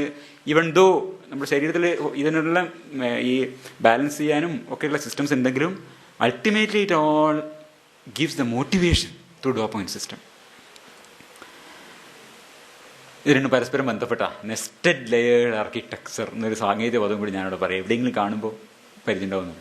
ഡോപ്പമിൻ ബോട്ടയും അതുപോലെ തന്നെ നമ്മുടെ ഹൈപ്പോതലാമിക് ബോട്ടയും പരസ്പരം ബന്ധപ്പെട്ട് കിടക്കണം. ഇത് നെസ്റ്റഡ് ലെയേർഡ് ആർക്കിടെക്ചർ എന്ന് പറയും. അപ്പോൾ ഈ പ്രചോദന വ്യവസ്ഥയെ ഇതാണ് നേരത്തെ പറഞ്ഞത്. അഡിക്ഷൻ ഉണ്ടാക്കുന്ന മാദകദ്രവ്യങ്ങളെല്ലാം മസ്തിഷ്കത്തിൽ ഡോപ്പമിൻ സ്രവണം ഉണ്ടാക്കുന്നവയാണ്. വാണ്ടിങ് ഉണ്ടാക്കും. Motivate behaviour to create habits. ഇതിനു വേണ്ടി ഉണ്ടായിട്ടുള്ള നമ്മുടെ പ്രകൃതി നിർദ്ധാരണത്തിൽ ഉണ്ടായിട്ടുള്ള വ്യവസ്ഥയാണ് ഹൈജാക്ക് ചെയ്യപ്പെടുന്നത്. Same neuronal mechanisms. ഫുഡിനെക്കാളും ഇതാണ് വോൾക്കോവിൻ്റെ ഒരു പഠനം. അവർ PET സ്കാൻ, പെറ്റ് സ്കാൻ എന്നൊരു സംഗതിയുണ്ട്. അതായത് മസ്തിഷ്കം പ്രവർത്തിക്കുമ്പോൾ തന്നെ നമുക്ക് അതിൻ്റെ പ്രവർത്തനത്തെ അറിയാനുള്ള ആദ്യത്തെ ഒരു മെത്തേഡാണ് പെറ്റ് സ്കാൻസ്. അപ്പോൾ അതിലവർ നോക്കും ഈ ഒരു അഡിക്റ്റീവ് ഡ്രഗ്സ് വളരെയധികം ഡോപ്പമിൻ റിലീസ് ചെയ്യുന്നുണ്ട്. ഒരു ഭക്ഷണം കഴിക്കുമ്പോൾ ഇത്രയും ഡോപ്പമിൻ ഉണ്ടാവും എന്നുള്ളത് വെച്ചാൽ ഒരു അഡിക്റ്റീവ് ഡ്രഗ് കൊടുക്കുമ്പോൾ ഇത്രയും ഹൈറ്റിലേക്കാണ് ഡോപ്പമിൻ സർജ് ഉണ്ടാകുന്നത്. അതുകൊണ്ടാണ് ഇതെന്തിനാണ് വാസ്തവത്തിൽ നേരത്തെ ഞാൻ പറഞ്ഞതുപോലെ പരിണാമഗത്യ ഈ ജന്തുവിന് അതിജീവനത്തിന് ഉപയുക്തം എന്ന് തോന്നുന്ന ഒരു പ്രവൃത്തി ചെയ്യുമ്പോൾ മസ്തിഷ്കം കൊടുക്കുന്ന ഒരു റിവാർഡല്ലേ, റിവാർഡ് മോട്ടിവേഷനാണ് ഈ ഡോപ്പമിൻ. അത് വളരെ കൂടുതലാണ് ഡ്രഗ് കൊടുക്കുമ്പോൾ. അപ്പോൾ ഇതെന്തോ അതിപ്രധാനമാണ് എന്നാണ് മസ്തിഷ്കം കൊടുക്കുന്ന സാധനം. അപ്പോൾ വളരെ പെട്ടെന്ന് തന്നെ അത് പഠിക്കും. അപ്പോൾ നമ്മൾ രുചികരമായൊരു ഭക്ഷണം കഴിക്കുമ്പോൾ അതിൻ്റെ ഓർമ്മ നമുക്ക് ഉണ്ടാവുകയും അടുത്ത തവണ നമ്മളത് കാണുമ്പോൾ നമുക്കത് കഴിക്കാനുള്ള പ്രേരണ ഉണ്ടാവുകയും ഇതൊക്കെ നമ്മൾ വളരെ ചെറുപ്പത്തിലേ നമ്മുടെ മസ്തിഷ്കത്തിൽ മുദ്രിതമാകുന്നുണ്ട്. ഭക്ഷണത്തിലായാലും ലൈംഗികതയിലായാലും ഒക്കെ ഇത് മുദ്രിതമാകുന്നുണ്ട്. ഈ സിസ്റ്റത്തിൽ ഇതുപോലെ അതിനേക്കാളും കൂടുതൽ ഡോപ്പമിൻ ഉണ്ടാക്കുകയാണ്. രാജാവിനെ കടത്തി വെല്ലുന്ന രാജാപാർട്ട് എന്നാണ് ഞാൻ ഒരു ടോക്കിനെ കുറിച്ച് പറഞ്ഞത്. ഈ ആംഫിറ്റമിനോ അതുപോലെയുള്ള കൊക്കൈനോ ആൽക്കഹോളോ ഒക്കെ വളരെ വലിയ ഡോപ്പമിൻ സർജ് ആദ്യം ഉണ്ടാക്കും. അതുകൊണ്ടാണ് ഈ ശീലങ്ങളിലേക്ക് വളരെ പെട്ടെന്ന് നമ്മൾ പോകുന്നത്. കാരണം അതിന് ഇങ്ങനെ കൂടുതൽ ഡോപ്പമിൻ ഉണ്ടാവുന്ന കാര്യങ്ങൾ ചെയ്യൂ എന്നാണ് മസ്തിഷ്കത്തിൻ്റെ രീതി, പരിണാമഗത്യ. അപ്പോൾ ഏറ്റവും കൂടുതൽ ഈ മസ്തിഷ്ക ഇതുണ്ടാക്കുന്ന സാധനങ്ങളാണ് അഡിക്റ്റീവ് ഡ്രഗ്സ്. അതുകൊണ്ടാണ് അഡിക്ഷൻ ഉണ്ടാകുന്നത്. സിമിലർ കമ്പൾസീവ് പാറ്റേൺസ് വിത്ത് ഫുഡ് ഓൾസോ. അതാണ് ഇങ്ങനത്തെ ഫുഡൊന്നും മുമ്പേ നമ്മളെ ആദ്യ മനുഷ്യൻ ഉണ്ടായിരുന്നില്ല. ഇതൊക്കെ വളരെ സമീപകാലത്തുണ്ടായിരുന്ന സാധനങ്ങളാണ്. ഷുഗർ ഉണ്ടായ ശേഷം കുറുക്കി കുറുക്കി കുറുക്കി മനസ്സിലായില്ലേ. ഫാറ്റും അതുപോലെ തന്നെ ഷുഗറും വളരെ സുപ്രാനാച്ചുറലായ വളരെ ഹൈ എമൗണ്ടാണ് കടന്നു പോകുന്നത്. അപ്പോൾ പ്രകൃതിദത്തമായതല്ലാതെ വളരെ അധികമായ രീതിയിൽ ഡോപ്പമിൻ സ്രവണം ഉണ്ടാക്കാനും അഡിക്റ്റീവ് ഡ്രഗ്സിനെ പോലെ തന്നെ മസ്തിഷ്കത്തിൽ ഡോപ്പമിൻ സ്രവണം ഉണ്ടാക്കാനും ഇത്തരം ഭക്ഷണങ്ങൾക്ക് കഴിയും. അതൊക്കെയാണ് ഷുഗർ, ഫാറ്റ് ആൻഡ് സോൾട്ട്, ഈ 3 സാധനങ്ങൾ. കാരണം പ്രകൃതിയിൽ ആ ഒരു സോൾട്ടിന് വേണ്ടി ആട് കയറുന്നില്ലേ, അത്ര അപൂർവമാണ് പ്രകൃതിയിൽ സോൾട്ട് എന്ന് പറഞ്ഞ സാധനം. ഇത്രയും അപ്പോൾ ഈ ഡോപ്പമിൻ ഡ്രൈവ് അനുസരിച്ചിട്ടാണ് റിസ്ക് എടുക്കുന്നത്. എത്ര ഡോപ്പമിൻ ഉണ്ടോ അതനുസരിച്ചാണ് റിസ്ക് എടുക്കുക. വളരെ ജീവരക്ഷകരും വളരെ ഇതുപോലുള്ള എന്താ പറയുക, ഈ ഉപ്പിന് വേണ്ടിയിട്ടുള്ള ആ ഒരു ഹങ്കർ അത്രയധികം മോട്ടിവേറ്റിംഗ് ആണ്. അതുകൊണ്ടാണ് ഇവിടെ പോയിട്ട് അതിൻ്റെ മുകളിൽ കയറി എത്തുന്നതാണ്. അതുപോലെ തന്നെ ഭക്ഷണ സാധനത്തിന് വേണ്ടിയിട്ടുള്ള, സെക്സിന് വേണ്ടിയിട്ടുള്ള ഡ്രൈവൊക്കെ വളരെ കൂടുന്നത് അടിസ്ഥാനപരമായി ഇതിലെ ഈ ഡോപ്പമിൻ റിലീസ് വളരെ കൂടിയ സാധനങ്ങളായതുകൊണ്ടാണ്. അപ്പോൾ ഇതുപോലെ വളരെ കൂടിയ തരത്തിൽ ഡോപ്പമിൻ റിലീസ് ഉണ്ടാക്കാൻ പറ്റും foods high in sugar, fat and salt. അതിലെ സ്പെഷ്യലിസ്റ്റുകളാണ് നമ്മൾ വളരെ കുറച്ച് കാലമായിട്ട് പോകാം. ഏറ്റവും കൂടിയ ഫാറ്റ്, ഏറ്റവും കൂടുതൽ ഉപ്പ്, ഏറ്റവും കൂടുതൽ ഷുഗർ ഉള്ള സാധനങ്ങൾ ഉണ്ടാക്കാനുണ്ട്. അപ്പോൾ ഈ ഹൈലി റിവാർഡിങ് ഫുഡ്സ് എന്ന് പറഞ്ഞ ഇതാണ്. ഈ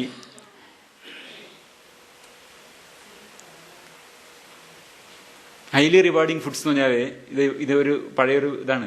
ഇത് പലതും കേട്ടിട്ടുണ്ടാവും അല്ലേ? സദ്യക്കിരുന്ന നമ്പൂരി പരിപ്പുറന്നൻ കൂട്ടി കഴിഞ്ഞപ്പോൾ മറ്റൊരു നമ്പൂരി കുറച്ചുകൂടി വിളമ്പട്ടെന്ന് കഴിക്കുക. അപ്പോൾ വേണ്ട വയറ്റിൽ ഇനി ലെവലേശം സ്ഥലമില്ല. അപ്പോൾ വിളമ്പിനാൾ ചോദിക്കും, കഷ്ടമായേ. എന്താ കഷ്ടം? അത് പോയത് പാലടയാണേ, എന്നങ്ങോട്ട് വിളമ്പിക്കോളും. അപ്പൊ അതെ, വയറ്റിൽ ലെവലേശം സ്ഥലമില്ല എന്നല്ലേ പറഞ്ഞേ, പിന്നെ എങ്ങനെയാ? അതോ ഊഴിയിട്ടാ തഴാത്ത പുരുഷാരത്തിനിടയിലും ആന വരുമ്പോ ആന വഴി ഉണ്ടാവണില്ലേ, അതുകൊണ്ട് പറഞ്ഞിക്കോളാം. ഇതാണ് ഹൈലി പാലറ്റബിൾ ഫുഡ്സ് എന്ന് പറഞ്ഞിട്ടുണ്ടെങ്കിൽ ഇതൊരു ആനയാണ്. ഈ സാധനം വന്നു കഴിഞ്ഞാൽ മറ്റുള്ള നമ്മുടെ ഈ സെൽഫ് റെഗുലേറ്റിംഗ് സിസ്റ്റം ഒക്കെ മാറി നിൽക്കും. അതല്ല നമ്മുടെ ഈ വയറ്റിലുള്ള നമ്മുടെ ഈ കൺട്രോൾ ചെയ്യാനുള്ള ഹോർമോൺസൊക്കെ ഇത് ശരിക്കും ഒരു വെറും പുരുഷാരത്തിനിടയിൽ ആനയുടെ വരികയാണ്. അതാണ് ഈ ഹൈലി പാലറ്റബിൾ ഫുഡ്സ് എന്ന് പറയുന്നത്. ഹൈലി റിവാർഡിങ്, വലിയ രീതിയിൽ ഡോപ്പമിൻ പ്രൊഡ്യൂസ് ചെയ്യും. ഇത് പരിണാമഗത്യ നമുക്കുള്ളൊരു അനുകൂലനമാണ്. ഇത് വളരെ പുരാതനമായിട്ടുള്ള ഒരു ശിലായുഗ കാലത്തെ എവിടെ നിന്നാണ്, സെൻട്രൽ ഇന്ത്യ എന്നാണ് പറഞ്ഞത്. അവിടെ നിന്നുള്ള ഒരു റോക്ക് പെയിന്റിംഗ് ആണ്. അതായത് തേനെടുക്കാൻ പോകുന്നുണ്ട്. ഒരു ആധുനിക ശിലായുഗ മനുഷ്യന്റെ ഒരു ചിത്രമാണ് ചിത്രത്തിൽ വരച്ചിട്ടാണ്. ഇതൊരു വളരെ ഒരു ഹൈലി റിവാർഡിങ് ഫുഡാണ്. ഇതുപോലത്തെ നാച്ചുറൽ ആയിട്ടുള്ള ഫുഡ് വളരെ അപൂർവമായിട്ട് നമുക്ക് കിട്ടാറുണ്ട്. ഇതെന്താ, high calorie food can promote over eating. അത് നമുക്ക് ഓവർ ഈറ്റ് ചെയ്യാൻ പറ്റും. അപ്പോൾ അത് നമുക്ക് എത്ര വയറുള്ള സ്ഥലത്തിലെങ്കിലും അടിച്ചു കയറ്റാനുള്ള eating that is uncoupled from energetic needs. അതാണ്, അതായത് ശരീരത്തിന്റെ നീഡിനനുസരിച്ചിട്ട് ഈ സിസ്റ്റം ഒക്കെ ഉണ്ടെങ്കിലും ഈ ഹൈ കാലറി ഫുഡ് കണ്ടു കഴിഞ്ഞാൽ പഴയകാലത്ത് നമ്മൾ നന്നായിട്ട് കഴിഞ്ഞാൽ ഇത് എപ്പോഴാണ് കിട്ടുക, ആയുഷ്കാലത്തിന് കിട്ടുമെന്ന് പറയാൻ പറ്റില്ല. ഇത് ബോധപൂർവ്വമുള്ളതല്ല, പരിണാമഗത്യ നമുക്ക് സംഭവിച്ചിട്ടുള്ളതാണ്. കാരണം ആ സമയത്ത് ഇത് ഓവർ റൈഡ് ചെയ്താലും പ്രശ്നമൊന്നുമില്ല. അങ്ങനെ ഓവർ റൈഡ് ചെയ്ത് കഴിക്കാൻ പറ്റിയവരുടെ മക്കളാണ് കൂടുതലായിട്ടുണ്ടാവുക. കാരണം അത് അവർക്കാണ് കൂടുതൽ സന്തതികളായിട്ടുണ്ടാവുക. അങ്ങനെയാണല്ലോ പരിണാമം പ്രവർത്തിക്കുന്നത്. നിങ്ങൾ എത്ര സന്തതികളെ അവശേഷിപ്പിക്കുന്നു എന്ന് മാത്രമേ പരിണാമം ചോദിക്കുന്നുള്ളൂ, വേറെ പരിണാമം ഒന്നും ചോദിക്കുന്നില്ല. നിങ്ങൾ പാട്ട് പാടുമോ, കഥകളി അവിടെ വിഷയമല്ല പരിണാമത്തിന്, ആയിരിക്കട്ടെ. Indeed, high-calorie foods can promote overeating, that is, eating that is uncoupled from energetic needs and trigger learned associations between the stimulus and the reward. Conditioning. ഇത് രണ്ട് പ്രധാനമാണ്. അൺകപ്പിൾഡ് ആവാം, അതുപോലെ തന്നെ കണ്ടീഷൻഡ് ആവാം. നിങ്ങളുടെ ആവശ്യത്തിലധികം കഴിക്കുകയും ചെയ്യാം, അതുപോലെ തന്നെ നിങ്ങൾ കണ്ടീഷൻഡ് ആവാം. ഇത് കണ്ടാൽ കഴിക്കാൻ തന്നെ തോന്നിക്കൊണ്ടേയിരിക്കും. നല്ലതാണ്. അപ്പോൾ അതാണ് പറയുന്നത്, വിളമ്പിക്കോളോ, എന്ത് എന്തായാലും വിളമ്പിക്കോളോ എന്നാണ്. അപ്പൊ രണ്ട് സംഭവങ്ങളുണ്ട്. It is uncoupled with energy needs. വയറിൽ സ്ഥലമില്ലെങ്കിലും കഴിക്കും എന്നാണ്. ഇത് കണ്ടീഷനിങ് ആണ്. പലടാന്ന് കേട്ടാ വന്നോട്ടേ എന്നാണ്.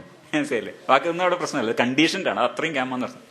This property of palatable foods use to be evolutionarily advantages. Nothing in biology make sense except in the light of evolution. When food was scarce, ഭക്ഷണം പരിമിതമായി മാത്രം ലഭ്യമായിരുന്ന നമ്മുടെ പുരാതന കാലത്ത് ഇത് നല്ലൊരു മെത്തേഡായിരുന്നു. But in environments where such foods are plentiful and ubiquitous, എവിടെയും ലഭ്യമാണ്. ഇന്ന് എവിടെ പോയി കഴിഞ്ഞാൽ നാടൻ തട്ടുകട, പൊരിച്ച കോഴി, ചപ്പാത്തി, എല്ലാത്തിലും എവിടെയും ഫുഡാണ്. ഇറങ്ങിക്കഴിഞ്ഞാൽ അങ്ങോട്ട് തിന്ന ഫുഡ്, ഇങ്ങോട്ട് തിന്ന ഫുഡ്, എല്ലാവർക്കും ഇവിടെ. ഇത്രയും വ്യാപകമായ ഫുഡ് അവൈലബിൾ ആയ ഒരു സമയത്ത് ഈ പഴയ അഡാപ്റ്റേഷൻ നമ്മൾ പറ്റിക്കാം. അതാണ് പ്രശ്നം. It's A dangerous liability. ഇവിടെയാണ് പ്രശ്നം ബേസിക്കലി വരുന്നത്. വളരെ വിശദാംശങ്ങളിലേക്ക് ഞാൻ ഇവിടെ പോകുന്നില്ല. അപ്പൊ നേരത്തെ ഞാൻ പറഞ്ഞു, increase in dopamine induced by the stimulus that predict the behavioral price the animal is willing to pay to receive it. Nature is a very miserly accountant. കൃത്യമായ അക്കൗണ്ടിങ്. അപ്പോൾ ഈ കാട്ടു നായ്ക്കൾ ഈ പന്നിയുടെ പിറകെ എത്ര റിസ്ക് എടുത്ത് പോകുന്നു വെച്ചാൽ അത് അതിൻ്റെ എത്ര അതിന് നേരത്തെ പന്നിമാംസം കഴിച്ചിട്ട് അതിൻ്റെ ടേസ്റ്റ് ഇത്ര പിടിച്ചിരുന്ന ആശ്രയിച്ചിരിക്കും. അപ്പോൾ അതാണ് ഇത് വളരെ റിസ്ക്കിയാണ്. ഈ പന്നി ഒന്ന് തിരിഞ്ഞ് ചവിട്ടി അതിൻ്റെ പണി തീർന്നു. പക്ഷെ ആ റിസ്ക് എടുക്കുന്നത് എന്തുകൊണ്ടാണ്? ഈ സ്റ്റിമുലസ് നേരത്തെ അത്രയും കൂടുതൽ ഡോപ്പമിൻ പ്രൊഡ്യൂസ് ചെയ്ത് ലേൺഡ് ആയിട്ട് അസോസിയേറ്റ് ആയിട്ട് പന്നി മാംസമാണ് എന്നുള്ളത്. അപ്പൊ എങ്ങനെയോ അതാണ് ഉപ്പെടുക്കാൻ മേലെ പോണതും. ആ ശിലായിക മനുഷ്യൻ ഒറ്റ കൊമ്പിൽ ഇങ്ങനെ നടന്നു പോയി. അന്ന് ഒരു സിസ്റ്റവും ഇല്ല. ഇത് കുത്തിയിട്ടന്നെ ആവണം, മനസ്സിലല്ലേ? ഈ തേനീച്ചയുടെ കുത്തുകൊണ്ട് തേനെടുക്കാൻ പോകുന്നത് അതെന്ന് വെച്ചാൽ അത്രയും വലിയ ഡോപ്പമിൻ സർജ് തലയിലുണ്ടായിട്ട്, അത്രയും മോട്ടിവേറ്റഡ് ആയിട്ട്, അത്രയും പഠിച്ചു വെച്ചിട്ടുണ്ട്. അതാണ് എൻ്റെ മോട്ടിവേഷൻ സിസ്റ്റത്തിൻ്റെ കാര്യം. പക്ഷെ ഇതിലെ ഒരു പ്രശ്നം ഇവിടെ ഒരു പഠനം നടത്തി. ഇതൊക്കെ എന്ന് വെച്ചാൽ ഈ കഥയും ശാസ്ത്രപരമായ വ്യത്യാസം. നമ്മൾ പരീക്ഷണം നടത്തുമ്പോൾ കാണുന്നത് എന്താണ്? ഈ അഡിക്റ്റുകൾ അവരെ അഡിക്റ്റഡായ സാധനങ്ങൾ കുത്തിവെക്കുമ്പോൾ, അല്ല ആൽക്കഹോൾ കഴിക്കുമ്പോൾ, ഒബീസായ ആൾക്കാർ ഭക്ഷണം കഴിക്കുമ്പോൾ അവർക്ക് കിട്ടുന്ന ഡോപ്പമിൻ്റെ അളവ് താരതമ്യേന അതില്ലാത്ത ആൾക്കാർക്ക് കിട്ടുന്നതിലും കുറവാണ്. അപ്പോൾ ഒരു വലിയ പ്രശ്നമുണ്ട് അതിൽ. നമ്മൾ പറഞ്ഞത് എന്താണ്? റിസ്ക് എടുക്കുന്നത് stimulus, amount of dopamine produced that predicts the behavioural price the animal is willing to pay to receive it. അപ്പൊ അങ്ങനെയാണെങ്കിൽ ഒരു അഡിക്റ്റ് അയാൾക്ക് ഈ സാധനം കിട്ടിയില്ലെങ്കിൽ, ഒരു ആൽക്കഹോളിക്കിന് ആൽക്കഹോൾ കിട്ടിയില്ലെങ്കിൽ പാരവശ്യം കണ്ടിട്ടുണ്ടോ? ഞാൻ ധാരാളം കണ്ടിട്ടുള്ളതുകൊണ്ട് എനിക്കറിയാം. വലിയ പാരവശ്യമാണ്. അതുപോലെ തന്നെ ഡ്രഗ് അഡിക്റ്റുകളും അത് കിട്ടിയില്ലെങ്കിൽ they are willing to pay anything, they will forgo anything. എന്തും അവർ കൊടുക്കാൻ തയ്യാറാവും. അത്രയും ഡോപ്പമിൻ ഉണ്ടാവണ്ടേ? പക്ഷെ വാസ്തവത്തിൽ അങ്ങനെ എല്ലാം ഉണ്ടാവുന്നത്. അതാണ് അതിൻ്റെ ഒരു വൈരുദ്ധ്യം. നമ്മൾ പഠനം നടത്തി നോക്കുമ്പോൾ എന്താ കാണുന്നത്? ഇവരിൽ ഡോപ്പമിൻ ഉണ്ടാവുന്നത് കുറവാണ്. പക്ഷെ അതിനുവേണ്ടി അവർ price they are willing to pay is very high. ഇതൊരു എന്താ പറയുക, ഒരു കൺഫ്യൂഷൻ ഉണ്ടല്ലോ അവിടെ, ചോദ്യചിഹ്നം അവിടെ നിൽക്കുന്നുണ്ട്. സർപ്രൈസിംഗ്ലി ഇത് അഡിക്റ്റീവ് ഡയമെൻഷനാലിറ്റി ഓഫ് ഒബീസിറ്റി എന്ന് പറഞ്ഞ ബയോളജിക്കൽ സൈക്യാട്രിയിൽ 2013 വന്നിട്ടുള്ള ഒരു പേപ്പറാണ്. ഞാൻ പേപ്പറുകളുടെ ഒക്കെ ഒരു റെഫറൻസ് പറയുന്നത് നിങ്ങൾക്കൊക്കെ വേണമെങ്കിൽ പിന്നെയും പോയി തപ്പാം. അതുകൊണ്ടാണ് surprisingly both addicted and obese subjects exhibit less activation of reward circuits when given the drug or the palatable food. നമ്മൾ രണ്ടും ഒന്നിച്ചാ പറയണേ, അഡിക്റ്റുകളും തടിയന്മാരും രണ്ടുപേരും. തടിയന്മാരെന്നൊക്കെ ഞാൻ ഇങ്ങനെ പറയുന്നുണ്ട്, ആർക്കും വിഷമം തോന്നില്ല. Both addicted and obese people exhibit less activation of reward circuits when given the drug or the palatable food. This is counterintuitive since the increase in dopamine are believed to mediate the rewarding values of drug and food rewards. അപ്പോൾ അതുകൊണ്ട് നമ്മൾ ഒന്ന് മനസ്സിലാക്കുന്നത് അതിനു വേണ്ടിയാണ് ഇവർ over consume ചെയ്യുന്നത്. അപ്പോൾ ആ ശ്രമം നടക്കാൻ എന്തിനാണ്? പിന്നെയും കൂടുതൽ കഴിക്കും. ഓരോ തവണ ഡോസ് കൂട്ടി കൊണ്ടുവരാൻ. ഭക്ഷണത്തിലാണെങ്കിൽ ശരിയാണ്, അതുപോലെ തന്നെ പിന്നെ ഈ ഡ്രഗുകളുടെ ആയാലും ശരിയാണ്. സ്മോക്കിംഗ് ആയാലും ഡ്രഗ്, ഈ പിന്നെ ഒരു സിഗരറ്റിൽ തുടങ്ങിയ ആൾ അവസാനം ചെയിൻ സ്മോക്കർ ആകും. കാരണം പഴയ കിക്ക് കിട്ടും, പഴയ ആ ഒരു സ്റ്റിമുലേഷൻ കിട്ടുന്നില്ല. ഡോപ്പമിൻ്റെ അളവ് പറയുമ്പോൾ കൂടുതൽ കൺസ്യൂം ചെയ്യുന്നുള്ളൂ. അതാണ് ഒരു വിഷയം. ഇതാണ് പഠനം. ഇവരെ ഈ പെറ്റ് സ്കാൻ ചെയ്യുമ്പോൾ നമുക്കിത് കാണാം. ഇത് നോർമൽ കൺട്രോൾ ആൽക്കഹോളിക് ആയ ആൾക്കാർ, കൊക്കൈൻ അബ്യൂസേഴ്സ്. ഇത് നോർമൽ കൺട്രോളുകളിൽ ഇത്രയും ഡോപ്പമിൻ സർജ് ഉണ്ടാവുമ്പോൾ അബ്യൂസേഴ്സിൽ കുറവേ ഉണ്ടാവുള്ളൂ. ഇത് തന്നെ പിന്നെ ശരീരഭാരം അധികമുള്ളവരിൽ അവരിൽ തന്നെ ഗ്ലൂക്കോസ് കൊടുക്കുമ്പോൾ ഉണ്ടാകുന്ന വ്യതിയാനം ഇതേമാതിരി തന്നെയാണ്. ഇത് ഗ്രാഫ് തിരിഞ്ഞു കാണുന്നത് ഇവിടെ വിശദമായി വിവരിച്ചിട്ടുണ്ടെന്നുള്ളത്. The increase in BPND reflect dopamine decreases. അതുകൊണ്ടാണ് ഇത് ഗ്രാഫ് ഇങ്ങനെ ഇരിക്കണം. ഇത് 2014 വന്നൊരു പേപ്പറാണ്. BMI modulates calorie dependent dopamine changes in accumbens from glucose intake. Glucose കഴിക്കുമ്പോൾ അവരിലുണ്ടാകുന്ന ഡോപ്പമിൻ റിലീസ് തടി കൂടിയ ആൾ കുറവാണ്. ആ പഠനങ്ങളാണ് റെഡ്യൂസ് ഡോപ്പമിൻ റിലീസ്. അപ്പോൾ ഇതാണ് നോറ വാൾക്കോവ് ചോദിക്കുന്നത്, what the hell is going on? Why should they even bother to take the drug or the food? Doctor release പറയുകയാണെങ്കിൽ അവരത് ഒഴിവാക്കില്ലേ വേണ്ടത്. ഈ ഭക്ഷണം കഴിക്കുക, അല്ലെങ്കിൽ ഈ ഡ്രഗ് കഴിക്കാതിരിക്കുക, പുകവലിക്കാതിരിക്കുക, മദ്യം കുടിക്കാതിരിക്കല്ലേ വേണ്ടത് ഡോക്ടർ റിലീസ് കുറവാണെങ്കിൽ. അതല്ല സംഭവിക്കുന്നത്. അത് നോറ വാൾക്കോവ് അതിനെക്കുറിച്ചുള്ള വിശദമായ പഠനങ്ങൾ നടത്തും. അപ്പോൾ ഇതിലെന്താ കാണുന്നത് വെച്ചാൽ, both addicted and obese subjects show sensitised response to conditioned cues. അതാണ്. അപ്പോൾ എന്താ സംഭവിക്കുന്നത്? ഈ ഭക്ഷണത്തോട്, മദ്യത്തോട്, ഡ്രഗിനോട് അത് കഴിക്കുമ്പോഴല്ല അവർക്ക് ഡോപാമൈൻ റിലീസ് ഉണ്ടാകുന്നത്, അതിന് മുമ്പാണ്. അസോസിയേറ്റഡ് ആയിട്ടാണ്. അതിനെപ്പറ്റി ചിന്തിക്കുമ്പോൾ, അതിൻ്റെ ബാർ എന്നുള്ള ബോർഡ് കാണുമ്പോൾ, അപ്പോഴാണ് ഡോപാമൈൻ സർജ് വരുന്നത്. അവിടെയാണ് മോട്ടിവേഷൻ വരുന്നത്, പിന്നെയും പോയി കഴിക്കാനുള്ളത്. അപ്പോൾ ഇതെന്താണ് വാസ്തവത്തിൽ? They have a sensitised response to condition cues predictive of drug or food reward. ഹോട്ടലിൻ്റെ ബോർഡ് കാണുമ്പോൾ, ബേക്കറി കാണുമ്പോൾ, ഭക്ഷണം കാണുമ്പോഴാണ് അതിൻ്റെ മണം അനുഭവിക്കുമ്പോൾ, അപ്പോഴാണ് ഡോപാമൈൻ റിലീസ് ആകുന്നത്. അത് മദ്യപാനികളായാലും പുകവലിക്കാരായാലും ഇവരൊക്കെ, ഈ ഭക്ഷണം കൂടുതൽ കഴിക്കുന്നവരായാലും, ഭക്ഷണം കുടിക്കുന്നത് കഴിയുന്നത് നമ്മളൊക്കെ തന്നെ. The magnitude of these dopamine increases in.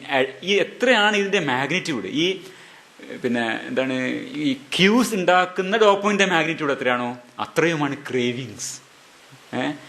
അപ്പോൾ എനിക്കൊരു ഗ്ലാസ് മധുരിട്ട ചായ കുടിച്ചാൽ മതിയായിരുന്നു അങ്ങനെ പറയുന്നത്.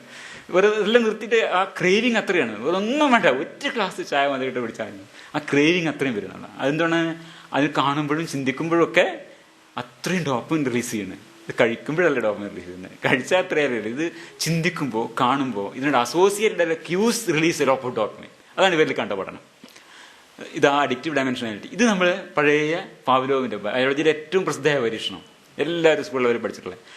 ഇത് റിപ്പീറ്റഡ്ലി പെയർഡ് ആണ്. അതായത് നമ്മൾ ഭക്ഷണം ആദ്യം കൊടുക്കുന്നു, മണിനാഥം കേൾപ്പിക്കുന്നു. അപ്പോൾ ഇവിടുന്ന് നാവുന്ന വെള്ളം ഇരിക്കില്ല. ഭക്ഷണം മീറ്റാണ് കൊടുക്കുന്നത്. മീറ്റ് കൊടുക്കുമ്പോൾ നാവുന്ന വെള്ളം ഇറങ്ങുന്നു, മണിനാഥത്ത് കേൾക്കുമ്പില്ല. പക്ഷേ ഇത് രണ്ട് റിപ്പീറ്റഡായിട്ട് പെയർ ചെയ്യുന്നു. ഒരേ സമയത്ത് മണിനാഥം കേൾപ്പിക്കുന്നു, മീറ്റ് കൊടുക്കുന്നു, അപ്പോൾ നാവുന്ന വെള്ളം ഇറങ്ങുന്നു. പിന്നെ അത് കഴിഞ്ഞ് മണിനാഥം മാത്രം കേൾക്കുമ്പോൾ നാവിൽ വെള്ളം ഇറങ്ങുന്നു. അതാണ് ഇവിടെ സംഭവിക്കുന്നത്. Basically associative learning memory mediated by dopamine. Pavlov dopamine ഒന്നും കേട്ടിട്ടില്ല, കാരണം പാവ്ലോവ് 1936 മരിച്ചുപോയി.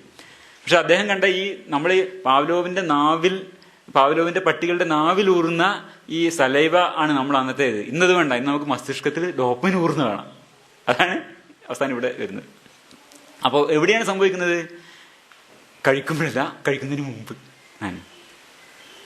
അപ്പോൾ ഈ ഞാൻ ഫിലിപ്പ് സ്ട്രാറ്റ്, ഇതാ പ്രയോഗമില്ല, ഞാൻ കൈ നിട്ടതാണ്. ഫിലിപ്പ് എന്ന് പറഞ്ഞ ആള് ഇതുപോലൊരു പഠനം നടത്തി. അദ്ദേഹം എന്ത് ചെയ്യുന്ന വെച്ചാൽ, ഈ നായ്ക്കൾക്ക് പകരം എലികളെടുത്ത് പരിശോധിക്കും, മീറ്റിന് പകരം കൊക്കൈൻ കൊടുക്കും, എന്നിട്ട് മസ്തിഷ്കത്തിൽ ഡോപ്പമിൻ റിലീസ് പരീക്ഷിക്കും.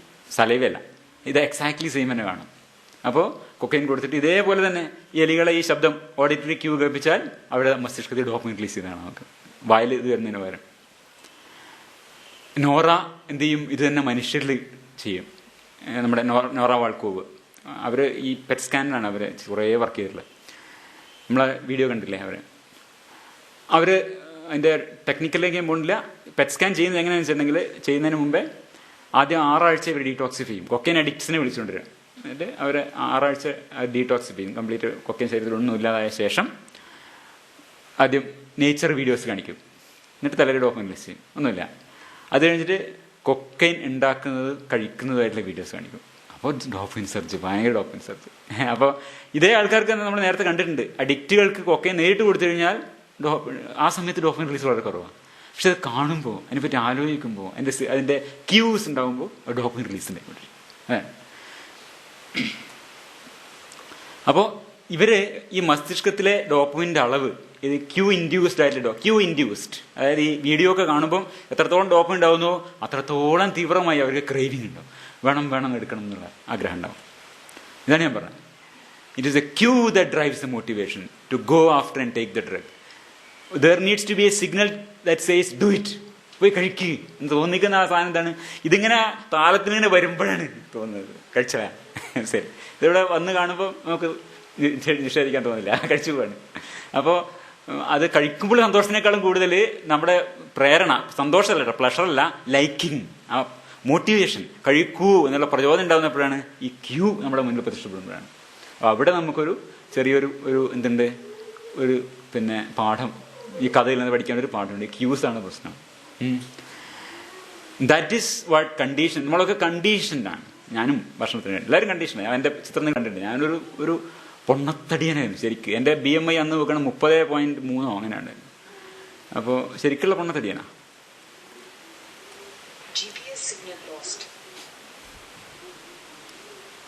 ഇതേപോലെ ഒബീസായ ആൾക്കാരിലെ pictures of high calorie food ചിത്രങ്ങൾ കാണിച്ചാൽ ഇതേമാതിരി they showed increased activation in the dopamine areas. അവിടെ ഡോപ്പമിൻ റിലീസ് ചെയ്തുകൊണ്ടിരിക്കും. ഇതാണ് ആ ഒരു നോർമലായിട്ട് നമുക്ക് ശരിക്കും ഡോപ്പമിൻ റിലീസ് ആവണം. പക്ഷേ ഒബീസായ ആൾക്കാർക്ക് വളരെ കൂടുതൽ. അതിനെക്കുറിച്ച് പഠനം നടത്തിയിട്ടുണ്ട്. ഇത് ഞാൻ മദ്യത്തിനെ കുറിച്ച് പറഞ്ഞൊരു സ്ലൈഡ് ഞാൻ രണ്ടാമത് വെച്ചതാണ്. ഇത് മസ്തിഷ്കത്തിലെ വാസ്തവത്തിൽ ഇങ്ങനെ ഒരു നമ്മളതിൻ്റെ ബോട്ടായി ഉണ്ടല്ലോ, ഇതുപോലുള്ള പല ക്യൂസായിട്ട് അസോസിയേറ്റ് ചെയ്ത് വേണം നമ്മുടെ പെരുമാറ്റം നിയന്ത്രിക്കപ്പെടാൻ. അതാണ് ഈ ശംഖുപുഷ്പവും വസന്തകാല സന്ധ്യയും പൗർണമി ചന്ദ്രനും നീലക്കാർമൂലൊക്കെ ഇണയെ ഓർമ്മിപ്പിക്കേണ്ടത് ആവശ്യമാണ്. കാരണം ഈ ശകുന്തളയെ കാണുന്ന സമയത്തൊക്കെ ഉണ്ടായിട്ടുണ്ട്. അപ്പൊ ഇത് വീണ്ടും കാണുമ്പോൾ നീലക്കാർമുകിൽ കരിവണ്ടു മുരളുമ്പോൾ നിന്നെ കുറിച്ച് ഓർമ്മ വരണം. അതിനുവേണ്ടിയാണ് മസ്കുലർ സിസ്റ്റം ഉള്ളത്. പക്ഷെ ഇതെന്ത് പറ്റുമെന്ന് പറഞ്ഞാല് ഈ സിസ്റ്റത്തിനെ ഹൈജാക്ക് ചെയ്താൽ പിന്നെ താപസ്തിനെയാണ് ഓർമ്മ വരിക എന്നാണ്. വൃദ്ധ താപസ്തിനെ ഓർമ്മ വരിക, ഓൾഡ് മങ്കിനെ.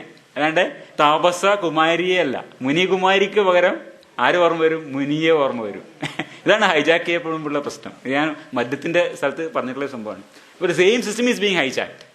അപ്പോൾ ലൈംഗികതക്കായാലും ഭക്ഷണത്തിനായാലും ഒക്കെ നമ്മുടെ മസ്തിഷ്കത്തിൽ പരിണാമഗത്യ ഉണ്ടായിട്ടുള്ള ഈ അതേ സിസ്റ്റത്തിനാണ് മദ്യവും പുകവലിയും അമിത കാലറിയുള്ള ഭക്ഷണവും ഹൈജാക്ക് ചെയ്യുന്നത്.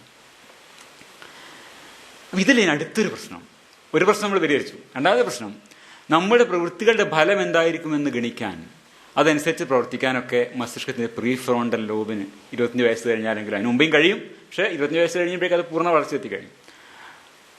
അതിന് കഴിയേണ്ടതാണ്. അതാണ് ഒരു വിഷയം. വാസ്തവത്തിൽ പുകവലിക്കുന്ന ആൾക്കാരിൽ 90% ആൾക്കാരും 18 വയസ്സിന് മുമ്പ് പുകവലിച്ച് തുടങ്ങിയിരുന്നതാണ്. 18 വയസ്സ് അതിന് മുമ്പായിട്ട് പുകവലി സ്റ്റാർട്ട് ചെയ്യുന്നത്. ആ പ്രീഫ്രോണ്ടൽ ലോബ് ഡെവലപ്പ് ചെയ്യുന്നതിന് മുമ്പേ അതൊരു വേറൊരു വിഷയമാണ് വാസ്തവത്തിൽ. പക്ഷേ എന്തായിരുന്നാലും ഈ പ്രീഫ്രോണ്ടൽ ലോബിന് കഴിയേണ്ടതല്ലേ? അതാണ് അടുത്ത ചോദ്യം. അങ്ങനെ ഒരു ഇത് നമ്മൾ മൃഗങ്ങളല്ലാന്നല്ലേ വെപ്പ്. നമ്മൾ വലിയ വിശേഷ ബുദ്ധിയുള്ള മൃഗങ്ങളാണെന്നല്ലേ വെപ്പ്. റാഷണൽ ആനിമലാണ്. അതായത് അടിസ്ഥാനപരമായിട്ട് എക്കണോമിസ്റ്റുകൾ വിചാരിക്കുന്നതിന് നമ്മൾ റാഷണലിസ്റ്റ് ആണെന്നാണല്ലോ. അപ്പോൾ പിന്നെ പ്രീഫ്രോണ്ടൽ ലോബിന് കഴിയേണ്ടതാണ്. നമ്മുടെ യുക്തി ഉപയോഗിച്ച് ചെയ്യാൻ പറ്റണ്ട. അതെന്തുകൊണ്ട് പറ്റുന്നില്ല? കാരണം നമുക്കറിയാം ഇത് കഴിക്കുന്നത് നല്ലതല്ല, ഈ അമിതമായ ഭക്ഷണം കഴിക്കുന്നത് നല്ലതല്ല, മദ്യം കുടിക്കുന്നത് നല്ലതല്ല, പുകവലിക്കുന്നത് എനിക്ക് നല്ലതല്ല എന്ന് നമുക്ക് അറിയാമെങ്കിലും ഇതൊക്കെ ചെയ്തോണ്ട്. എൻ്റെ പ്രൊഫസേഴ്സ് ക്ലാസ് എടുക്കുമ്പോൾ ഇതിൽ ഇരുന്നിട്ട് ക്ലാസ് കിട്ടോ. ഒരു കയ്യിൽ സ്വയറ്റ് പോച്ചുകൊണ്ട് ഇരിക്കുന്ന 2 സാറുമായിരുന്നു, 2 പ്രൊഫസേഴ്സ് ഉണ്ടായിരുന്നു, മെഡിസിൻ പ്രൊഫസേഴ്സ്. ഒരാൾ പിന്നെ തൃശ്ശൂരിൽ തന്നെ പ്രൊഫസറായിരുന്നുണ്ട്. പിന്നെ ഇംഗ്ലണ്ടിലൊക്കെ പഠിച്ചു തന്നിട്ടുള്ള ആളാണ്. പക്ഷെ കയ്യിൽ നിന്ന് ഇത് ഒന്ന് അടുത്ത് നിന്ന് കൊളുത്തിയിട്ടേ മറ്റേത് ഇടുള്ളൂ.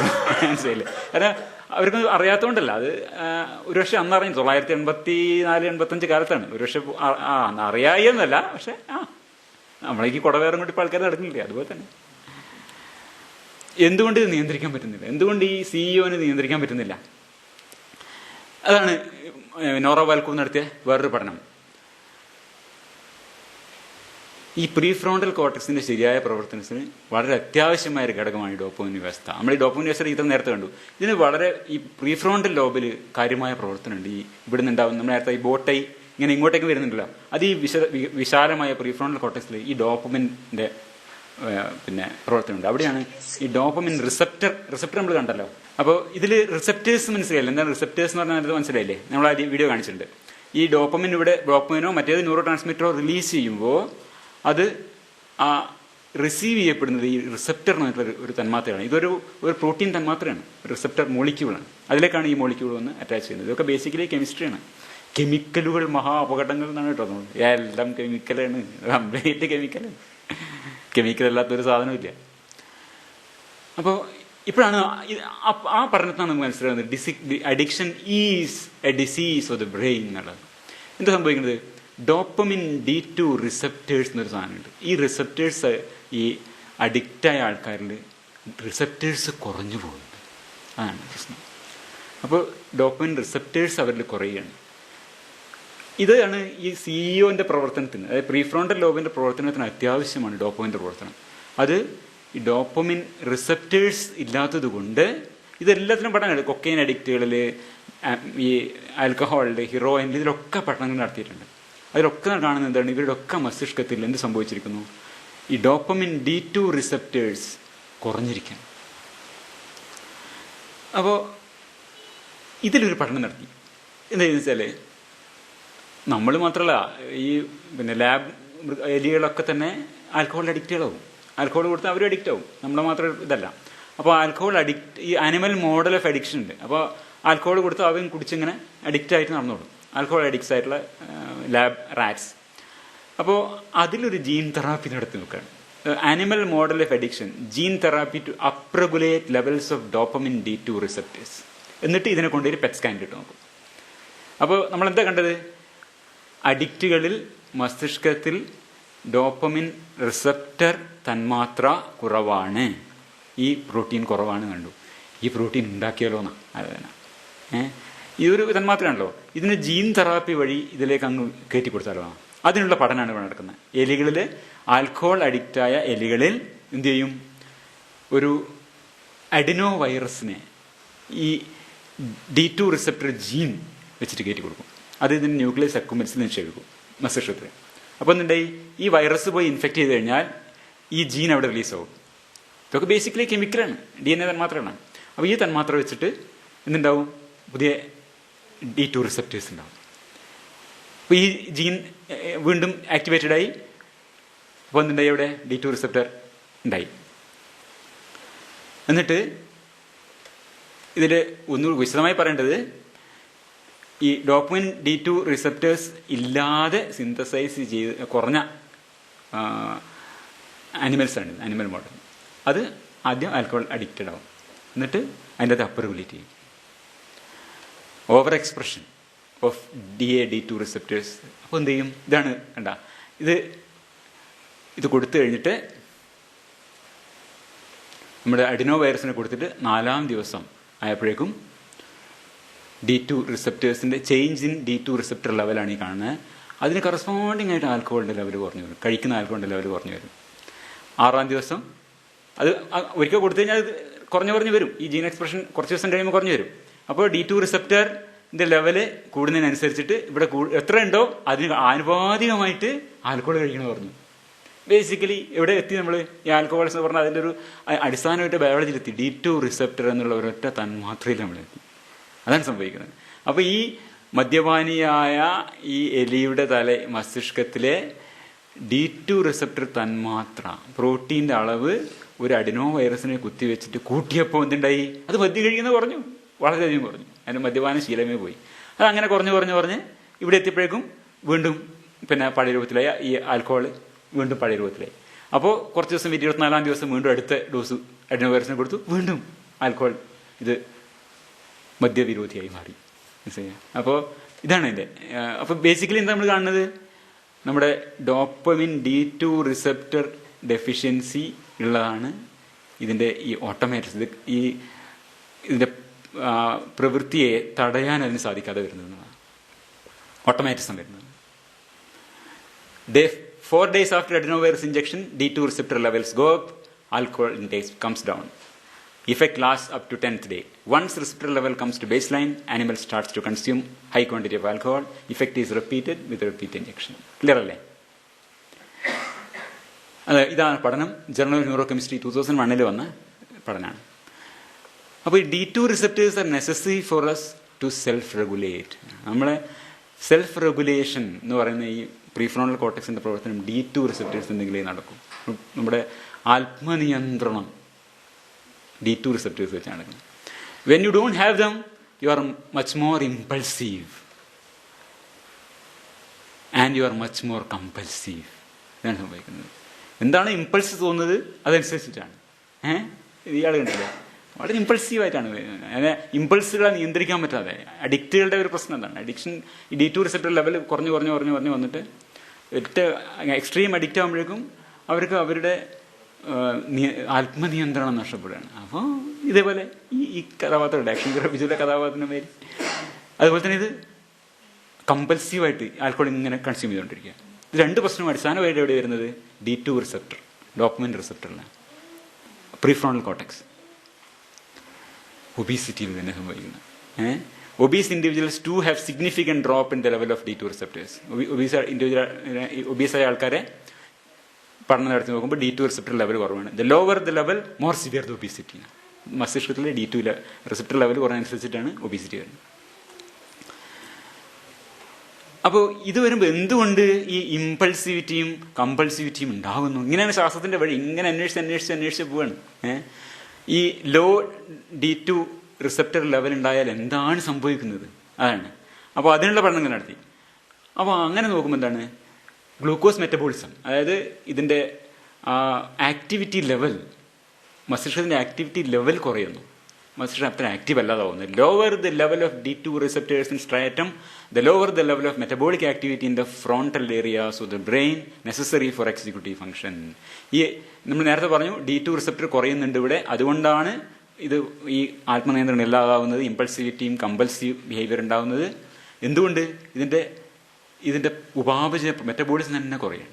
D2 റിസപ്റ്റർ കുറഞ്ഞുകൊടുത്ത് അതിന്റെ മെറ്റബോളിസം കുറയും, അതിന്റെ വർക്ക് തന്നെ കുറയും. അപ്പോൾ അത് ഏറ്റവും പ്രധാനമായിട്ട് 2 സ്ഥലങ്ങളിലാണ്. ഒന്ന് ഓർബിറ്റോ ഫ്രോണ്ടൽ കോർട്ടെക്സ്. നമ്മൾ ആദ്യത്തെ പ്രശ്നത്തിൽ കേട്ട വാക്കുകളിലേക്ക് നമ്മൾ തിരിച്ചെത്തി. Orbito frontal cortex, cingulate Jairus, 2 സാധനങ്ങളിലേക്ക് ആദ്യം പറഞ്ഞു വെച്ചോടത്ത് ഞാൻ തിരിച്ചെത്തിയാണ്. അപ്പോൾ ഇതിന് ഇമ്പൾസിവിറ്റി, കമ്പൾസിവിറ്റി ആൻഡ് ഹാബിറ്റ്, ഇതൊക്കെ ഈ ഓർബിറ്റോ ഫ്രോണ്ടൽ കോർട്ടെക്സ് എന്ന് പറഞ്ഞ സാധനത്തിന്റെ പ്രവർത്തനമാണ്. ഇത് സ്കാനിലെ ആ ഭാഗം പ്രത്യേകം അടയാളപ്പെടുത്തിയാണ്. ഇത് വേറൊരു പഠനമാണ്. ഈ ഓർബിറ്റോ ഫ്രോണ്ടൽ കോർട്ടെക്സ് ആണ് ഇമ്പൾസിവിറ്റി, കമ്പൾസിവിറ്റി ഇതിലൊക്കെ ഒരു പങ്ക് വഹിക്കുന്നത്. When you damage this area it results in compulsive repetitive behaviours that are very difficult to stop. നമ്മളെ ആനിമൽസിനകത്ത് ഈ ഓർബിറ്റോ ഫ്രോണ്ടൽ കോർട്ടെക്സ് ആയി കഴിഞ്ഞാൽ ഈ കമ്പൾസീവ് ബിഹേവിയർ കൂടിക്കൊണ്ടിരിക്കും. ഇവിടെ ഈ ഒബ്സസീവ് കമ്പൾസീവ് ന്യൂറോസിസ് എന്നൊക്കെ പറഞ്ഞതിലും ഈ ഭാഗത്തിന് പങ്കുണ്ട്. അപ്പോൾ ആ ഭാഗത്തിന്റെ വർക്ക് കുറയും. ഓർബിറ്റോ ഫ്രോണ്ടൽ കോർട്ടെക്സിന്റെ ഉപാപചി എന്നല്ല അതിന്റെ glucose metabolism it doesn't work properly. D2 receptor പറഞ്ഞു കഴിഞ്ഞാൽ അതിന്റെ ജോലി എന്താണ്? ദ ഓർബിറ്റോ ഫ്രോണ്ടൽ കോർട്ടെക്സ്, നമ്മൾ ഈ പറഞ്ഞ സാധനം, it allows us to determine the value of a reinforcer as a function of its context. So when you are satiated, food is no longer valued as a reinforcer. പരിപ്പുറം ധാരാളം കുടിച്ചു കഴിഞ്ഞാൽ പിന്നെ പരിപ്പുറം വിടുക, അതൊക്കെ ഹൈ കാലറി ഫുഡാണ്. വരെയൊക്കെയുള്ള ഒരു high calorie അല്ലാത്ത ഒരു ഫുഡ് കഴിച്ച് വയറ് നിറഞ്ഞാൽ പിന്നെ നമ്മളിത് കഴിക്കേണ്ട ആവശ്യമില്ല. എന്നാലും അപ്പോൾ എന്ത് സംഭവിക്കുന്നു? വാസ്തവത്തിൽ ഒരു നോർമലാണെങ്കിൽ, so when you are satiated food is no longer valued as a reinforcer. നമ്മുടെ ഡ്രോസോഫില പഴയിച്ച ആൺ എങ്ങനെയാണോ പെണ്ണിന്റെ പിന്നാലെ സാറ്റിയേറ്റ് ചെയ്ത് പോകാതിരിക്കും, നമ്മൾ നേരത്തെ ചിത്രം കണ്ടില്ലേ? എന്തില്? ഡോപ്പമിനില്. അതിന്റെ ഡോപ്പമിൻ ഡ്രൈവ് അവിടെ അവസാനിച്ചു, അത് പിന്നെ ആ പെണ്ണിന്റെ പിന്നാലെ ഓടുന്നില്ല. അതാണ് നമ്മൾ കാണുന്നത്. ഇതേപോലെ ഭക്ഷണം കഴിച്ചു കഴിഞ്ഞാൽ സാറ്റിയേറ്റഡ് ആയി കഴിഞ്ഞാൽ കറക്റ്റായി പ്രവർത്തിക്കുന്ന ഡോപ്പമിൻ സിസ്റ്റം, ഈ ഓർബിറ്റോ ഫ്രോണ്ടൽ കോർട്ടെക്സ് ഒക്കെ, it will determine the value of ഈ reinforcer as a function of its context. എനിക്ക് വയറ് നിറഞ്ഞിരിക്കുന്നു, എനിക്ക് ഈ ഭക്ഷണം ആവശ്യമില്ല എന്ന് ആ ഓർബിറ്റോ ഫ്രോണ്ടൽ കോർട്ടെക്സ് ആണ് തീരുമാനിക്കുന്നത്. ഇതൊന്നും ബോധപൂർവ്വം തീരുമാനിക്കുന്നതല്ല, ബോധം വേറൊരു വിഷയമാണ്. ബോധപൂർവ്വം തീരുമാനിക്കുന്നതല്ല പറഞ്ഞു. നമ്മുടെ പ്രവർത്തനങ്ങളിൽ വലിയൊരു പങ്കും ബോധപൂർവ്വം ചെയ്യുന്നതല്ല. But if you are hungry it is extremely valuable. ഒരേ ഭക്ഷണത്തിന് വിശക്കുമ്പോഴും, വിശപ്പാണ് ഏറ്റവും വലിയ കറി അറിയില്ലേ, വിശക്കുമ്പോൾ അത് your hungry is extremely valuable. അപ്പോൾ ഈ ഓർബിറ്റോ ഫ്രോണ്ടൽ കോർട്ടെക്സ് ഡാമേജ് ആയാലോ the addict or the obese cannot shift preferences. അതാണ് ഓർബിറ്റോ ഫ്രോണ്ടൽ, ഷിഫ്റ്റ് ചെയ്യാൻ പറ്റില്ല. And drug is fixated as the main reinforcer. അപ്പോൾ എന്നും ഈ ഡ്രഗ് എന്ന് പറഞ്ഞാൽ, നിങ്ങൾ പാലടപ്രഥമൻ എന്ന് പറഞ്ഞാലും ആൽക്കഹോൾ എന്ന് പറഞ്ഞാലും എന്നും അതിന്റെ വാല്യൂ കൂട്ടി തന്നെ വെച്ചിരിക്കുകയാണ്. കാരണം എന്താണ്? ഓർബിറ്റോ ഫ്രോണ്ടൽ കോർട്ടെക്സ് ശരിക്കും വർക്ക് ചെയ്യുന്നില്ല. It cannot determine the value of the reinforcer as A function of its context. ആ കോണ്ടെക്സ്റ്റ് അനുസരിച്ചിട്ട് ആ റീഇൻഫോഴ്സറിന്റെ വാല്യൂവിനെ ജഡ്ജ് ചെയ്യാൻ, ഡിറ്റർമിൻ ചെയ്യാൻ വർക്ക് ചെയ്യേണ്ട മസ്തിഷ്ക ഭാഗം വർക്ക് ചെയ്യുന്നില്ല. കാരണം എന്താ? D2 റിസപ്റ്റർ പോയി. എന്താ കാരണം? കോൺസ്റ്റന്റ് യൂസ് ഓഫ് അഡിക്റ്റീവ് ആയിട്ടുള്ള സാധനങ്ങൾ. The same is observed in obesity. ഇതാണ് ഒരു ഭാഗം. പിന്നെ സിംഗുലേറ്റ് ജൈറസ് എന്ന ഭാഗം. ഇതാണ് സിംഗുലേറ്റ് ജൈറസ്. നമ്മൾ ഒരു ഇതിനെ മാർക്ക് ചെയ്ത് കഴിഞ്ഞാൽ, an area of the brain that is identifying whether a stimulus and action is correct or not and allows us to change our behavior. ആദ്യം എന്താ വേണ്ടത്? ഈ orbito frontal cortex determines value. ഇത് വാല്യൂബിൾ ആണോ അല്ലയോ എന്ന് തീരുമാനിക്കണം. സിംഗുലേറ്റ് ജൈറസ് ആണ് നമ്മുടെ ബിഹേവിയറിനെ മാറ്റേണ്ടത്, നമ്മുടെ പെരുമാറ്റത്തിനെ മാറ്റേണ്ടത്. അത് വേണ്ട, അത് വേണ്ട, ഇത് വേണ്ട എന്ന് പറയണമെങ്കിൽ സിംഗുലേറ്റ് ജൈറസ് മാർക്ക് ചെയ്യണം. അപ്പോൾ റിലേഷൻഷിപ്പ്, ഇത് ഈ ഒബീസായ ആൾക്കാർ ഇതിനെ കാണുന്നത്, relationship between D2 receptors and brain metabolism obese subjects. അവരിലും ഈ ബ്രെയിൻ മെറ്റബോളിസം കുറവാണെന്ന് കാണുന്നത് ഒബീസ് ആൾക്കാരിലും.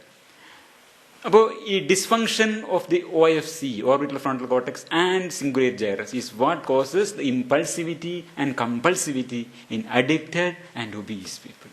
ഇതാണ് നമ്മൾ ആ പ്രസംഗത്തിൽ ആദ്യം പറഞ്ഞതിൻ്റെ എക്സ്പാൻഷൻ. എനിക്കൊന്ന് ഇത് ഏതാണ്ട് ക്ലിയർ ആയിട്ട് തോന്നുന്നു. അപ്പോൾ ഈ ചോദ്യം do I do or do I do not do, ഈ ചോദ്യം നമ്മുടെ ജീവിതത്തിൽ എപ്പോഴും പലതിനു മുന്നിലും പല റീഇൻഫോഴ്സറുകൾ പലതും നമ്മുടെ മുന്നിൽ വരുമ്പോൾ ചെയ്യണോ വേണ്ടോ എന്നുള്ള പ്രശ്നം വരുമ്പോൾ ഇൻ കൺട്രോളാണ് ബ്രെയിൻ എങ്കിൽ അവർ പെറ്റ് സ്കാനാണ് ഈ പകുതി കാണുന്നത്. ഇവിടെ നോക്കൂ, പിന്നെ ഈ ഇതെല്ലാം സിസ്റ്റം നോർമലായിട്ട് വർക്ക് ചെയ്യുമ്പോൾ സ്റ്റോപ്പ് സിഗ്നലാണ്. ബ്രെയിൻ ഡിസ്കൺട്രോൾ ആകുമ്പോൾ ഗോ സിഗ്നലാണ് വരിക. എൻ്റെ ഈ ഒരു ഭാഗത്ത് ചിത്രം ശരിക്കും കൂടെ വന്നിട്ടില്ല. Okay, fine. അപ്പോൾ ഇതാണ് പ്രശ്നം. നമ്മുടെ കൺട്രോൾ സിസ്റ്റം ഓർബിറ്റൽ ഫ്രോണ്ടൽ കോർട്ടെക്സും സിംഗുലേറ്റ് ഗൈറസും വർക്ക് ചെയ്യുന്നില്ല. അപ്പോൾ അവിടെയാണ് എന്ത് വരുന്നത്? വെള്ളം ചേർക്കാതെടുത്തു ഒരു അമൃതിന് സമമാം നല്ലിളം കള്ള് ചില്ലിൻ വെള്ള ഗ്ലാസ്സിൽ പകർന്നങ്ങനെ രുചികരമാം മത്സ്യമാംസാരി കൂട്ടി ചെല്ലുന്തോതിൽ ചെലുത്തി കളിചിരികൾ തമാശത്വം എളിപ്പതേക്കാൾ സ്വർലോകത്തും ലഭിക്കില്ലുപരിയൊരു സുഖം പോക വേദാന്തമേനീന. വേറെ ഒരു സബ്ജക്റ്റിലും താല്പര്യമില്ല. അത് വേദാന്തം ആയിക്കോട്ടെ, വേദാന്ത വിമർശനമായിക്കോട്ടെ. ഞാൻ വേദാന്ത വിമർശകനാണ് കേട്ടോ. ഒരു കാര്യത്തിലും താല്പര്യമില്ല. ഇങ്ങനെ ഒരുപാട് ആൾക്കാരെ കണ്ടിട്ടുണ്ട്. ഇത് അവരെ main reinforcer is fixated as the drug.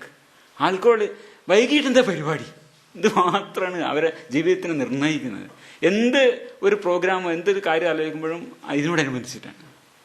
അപ്പോൾ ഇതിനിടയ്ക്ക് ഒരു പോസ്റ്റ് ഇന്നലെ ഞാൻ വളരെ ബഹുമാനിക്കുന്ന ഒരു സുഹൃത്തിൻ്റെ ഒരു പോസ്റ്റ് കണ്ടിട്ടുണ്ടായിരുന്നു. അതേ തമാശയായിട്ട് പറഞ്ഞാണ്. എന്ന് വെച്ചാൽ കോൺഫറൻസുകൾ പോകാനെ കുറിച്ച് ആലോചിക്കുമ്പോൾ പറയുന്നൊരു പോയിന്റ് ഇതാണ്: ഭക്ഷണമാണ് പ്രധാനം. എന്ത് ഭക്ഷണമായിരിക്കുന്ന ഭയങ്കര രസമാണ് ആ കാര്യം. പല സംസാരങ്ങളിലൊക്കെ പോയി കഴിഞ്ഞാൽ ഭക്ഷണമായിരിക്കും പ്രധാന സംസാരം, മെയിൻ റീഇൻഫോഴ്സർ. ഒരു രത്ന ചുരുക്കത്തിലേക്കാണ് വീണ്ടും എത്തി. കേരളത്തിൽ ഏറ്റവും ഗുരുതരമായ 2 ആരോഗ്യ പ്രശ്നങ്ങൾ, ഒന്ന് ഒബീസിറ്റി, ഒന്ന് അഡിക്ഷൻ. അടിസ്ഥാനപരമായി ഒരു മസ്തിഷ്ക രോഗമാണ്. മസ്തിഷ്കിന്റെ റിവാർഡ് സർക്യൂട്ടാണ് തകരാറായിരിക്കുന്നത്. ഇനി വളരെ ചെറിയൊരു സെക്ഷനാണ് what is to be done. അത് ഞാൻ വിശദമായി പോകാൻ ഉദ്ദേശിക്കുന്നില്ല. ഏതാനും ചില സൂചനകൾ മാത്രം പറഞ്ഞ് ആ ഭാഗം അവസാനിപ്പിക്കാം. ഒന്ന്, റാറ്റ് പാർക്ക് എക്സ്പെരിമെന്റ്. ഇത് ഞാൻ വേറൊരു കോണ്ടെക്സ്റ്റിൽ വ്യത്യസ്തമായ രീതിയിൽ വേറൊരു കോണ്ടെക്സ്റ്റ് പറഞ്ഞത്. അതിൽ കുറച്ച് വ്യത്യസ്തമായ രീതിയിലാണ് ഞാനിപ്പോൾ അതിനെ കാണുന്നത്. ഈ അഡിക്റ്റായ കാര്യത്തിൽ അതിന് വലിയ പ്രസക്തി, പരിമിതമാണ് പ്രസക്തി എങ്കിലും ഇനി ഇത് വളരെ ചെറുപ്പത്തിൽ ലേൺ ചെയ്തു വരുന്ന പലതും നമ്മൾ ചെയ്യുന്ന ഒരുപാട് കാര്യങ്ങളിൽ അടുത്ത തലമുറയെ ശ്രദ്ധിച്ചാൽ അതാണ് ഏറ്റവും നമ്മൾ ശ്രദ്ധിക്കേണ്ടതെന്ന് എനിക്ക് തോന്നുന്നു. നമ്മളൊന്നും ചെയ്തിട്ടില്ലാത്തൊരു കാര്യം കൂടി അതാണ്. അടുത്ത തലമുറ എന്ത് സംഭവിക്കുന്നു? ഈ അഡിക്റ്റുകളും അതുപോലെ തന്നെ ഒബീസായ ആൾക്കാരാണോ കേരളത്തിന് വരേണ്ടതെന്ന്. അപ്പോൾ അതിൽ ചിന്തിക്കാവുന്നൊരു സാധനമാണ് ഈ ഒരു പോയിന്റ്, റാറ്റ് പാർക്ക് എക്സ്പെരിമെന്റ് എന്ന് പറയുന്നത്. ഇവിടെ നമ്മൾ ഓർക്കേണ്ട ഒരു കാര്യം, വീണ്ടും നമ്മൾ ബോട്ടെ ആർക്കിടെക്ചറിലേക്ക് പോകണം. ഇത്രയും സ്റ്റിമുലസ്, ഇങ്ങനെ പലതരം സ്റ്റിമുലസ് കിട്ടേണ്ട, അതിലൂടെയാണ് യഥാർത്ഥത്തിൽ ഈ പ്രകൃതി നിർദ്ധാരണം, ഈ ഡോപ്പമിൻ സിസ്റ്റത്തിന് ഇതൊക്കെ റിസീവ് ചെയ്യാൻ ഈ ബോട്ടൈൻ്റെ ഇങ്ങേ അറ്റത്ത് ഇത്രയധികം സാധനങ്ങൾ വരേണ്ടതാണ്. Sex, food, work, family, nature, friends, community, tool making, sports, music, dance, crafts, art, ഇതൊക്കെ അനന്തമായി ഒരുപാട് സാധനം. ഇങ്ങനെ ഒരുപാട് സാധനങ്ങൾ ചെറുതായിട്ട് ആണ് ഈ ഡോപ്പമിൻ സിസ്റ്റത്തിന് ഇങ്ങനെ മോട്ടിവേറ്റ് ചെയ്യേണ്ടത്. നമുക്ക് മോട്ടിവേഷൻ ഞാൻ കുറച്ച് പഴയൊരു ചിത്രം ഇട്ടാണ്, പഴയ ചിത്രം അവിടെ ഇതിനിട്ടാണ്. ഒരുപാട് മോട്ടിവേഷൻസ്. അതിന് പകരം ഇന്ന് വളരുന്ന ഒരു കുട്ടിയുടെ മോട്ടിവേഷൻസ് വളരെ ചുരുങ്ങിയ മോട്ടിവേഷൻസാണ്. ഇതിൽ എത്ര എണ്ണം ഒരു കുട്ടിക്ക് ലഭ്യമാണ് എന്നുള്ളൊരു സംഗതി ഉണ്ടായി. ഒരു ചെറിയ മുറിക്കകത്ത് അവരെ മോട്ടിവേഷൻ വളരെ വളരെ ചുരുങ്ങുന്നുണ്ട്. അപ്പോൾ ഈ ഒരു കാര്യം നമ്മൾ മുതിർന്നവർക്കായാലും മറ്റുള്ളവർക്കായാലും എന്തൊക്കെ മണ്ഡലങ്ങൾ മനുഷ്യ പ്രയത്നത്തിൻ്റെ, മനുഷ്യ ആക്ടിവിറ്റിയുടെ വിവിധ മണ്ഡലങ്ങൾ ഏതിലൊക്കെ നമ്മൾ ഇടപെടുന്നുണ്ട്, ഏതിൽ നിന്നൊക്കെ നമുക്ക് സ്റ്റിമുലസ് കിട്ടുന്നുണ്ട്. നമ്മളൊക്കെ ഒറ്റ വഴി മനുഷ്യരാണ്. ഒരു കാര്യം മാത്രം, ഒറ്റ കാര്യം മാത്രം ചെയ്യുന്നത്, ഒരു തരം മാത്രം സ്റ്റിമുലേഷനുള്ള ആൾക്കാർ. അങ്ങനത്തെ ഒരു സംഭവമുണ്ട്.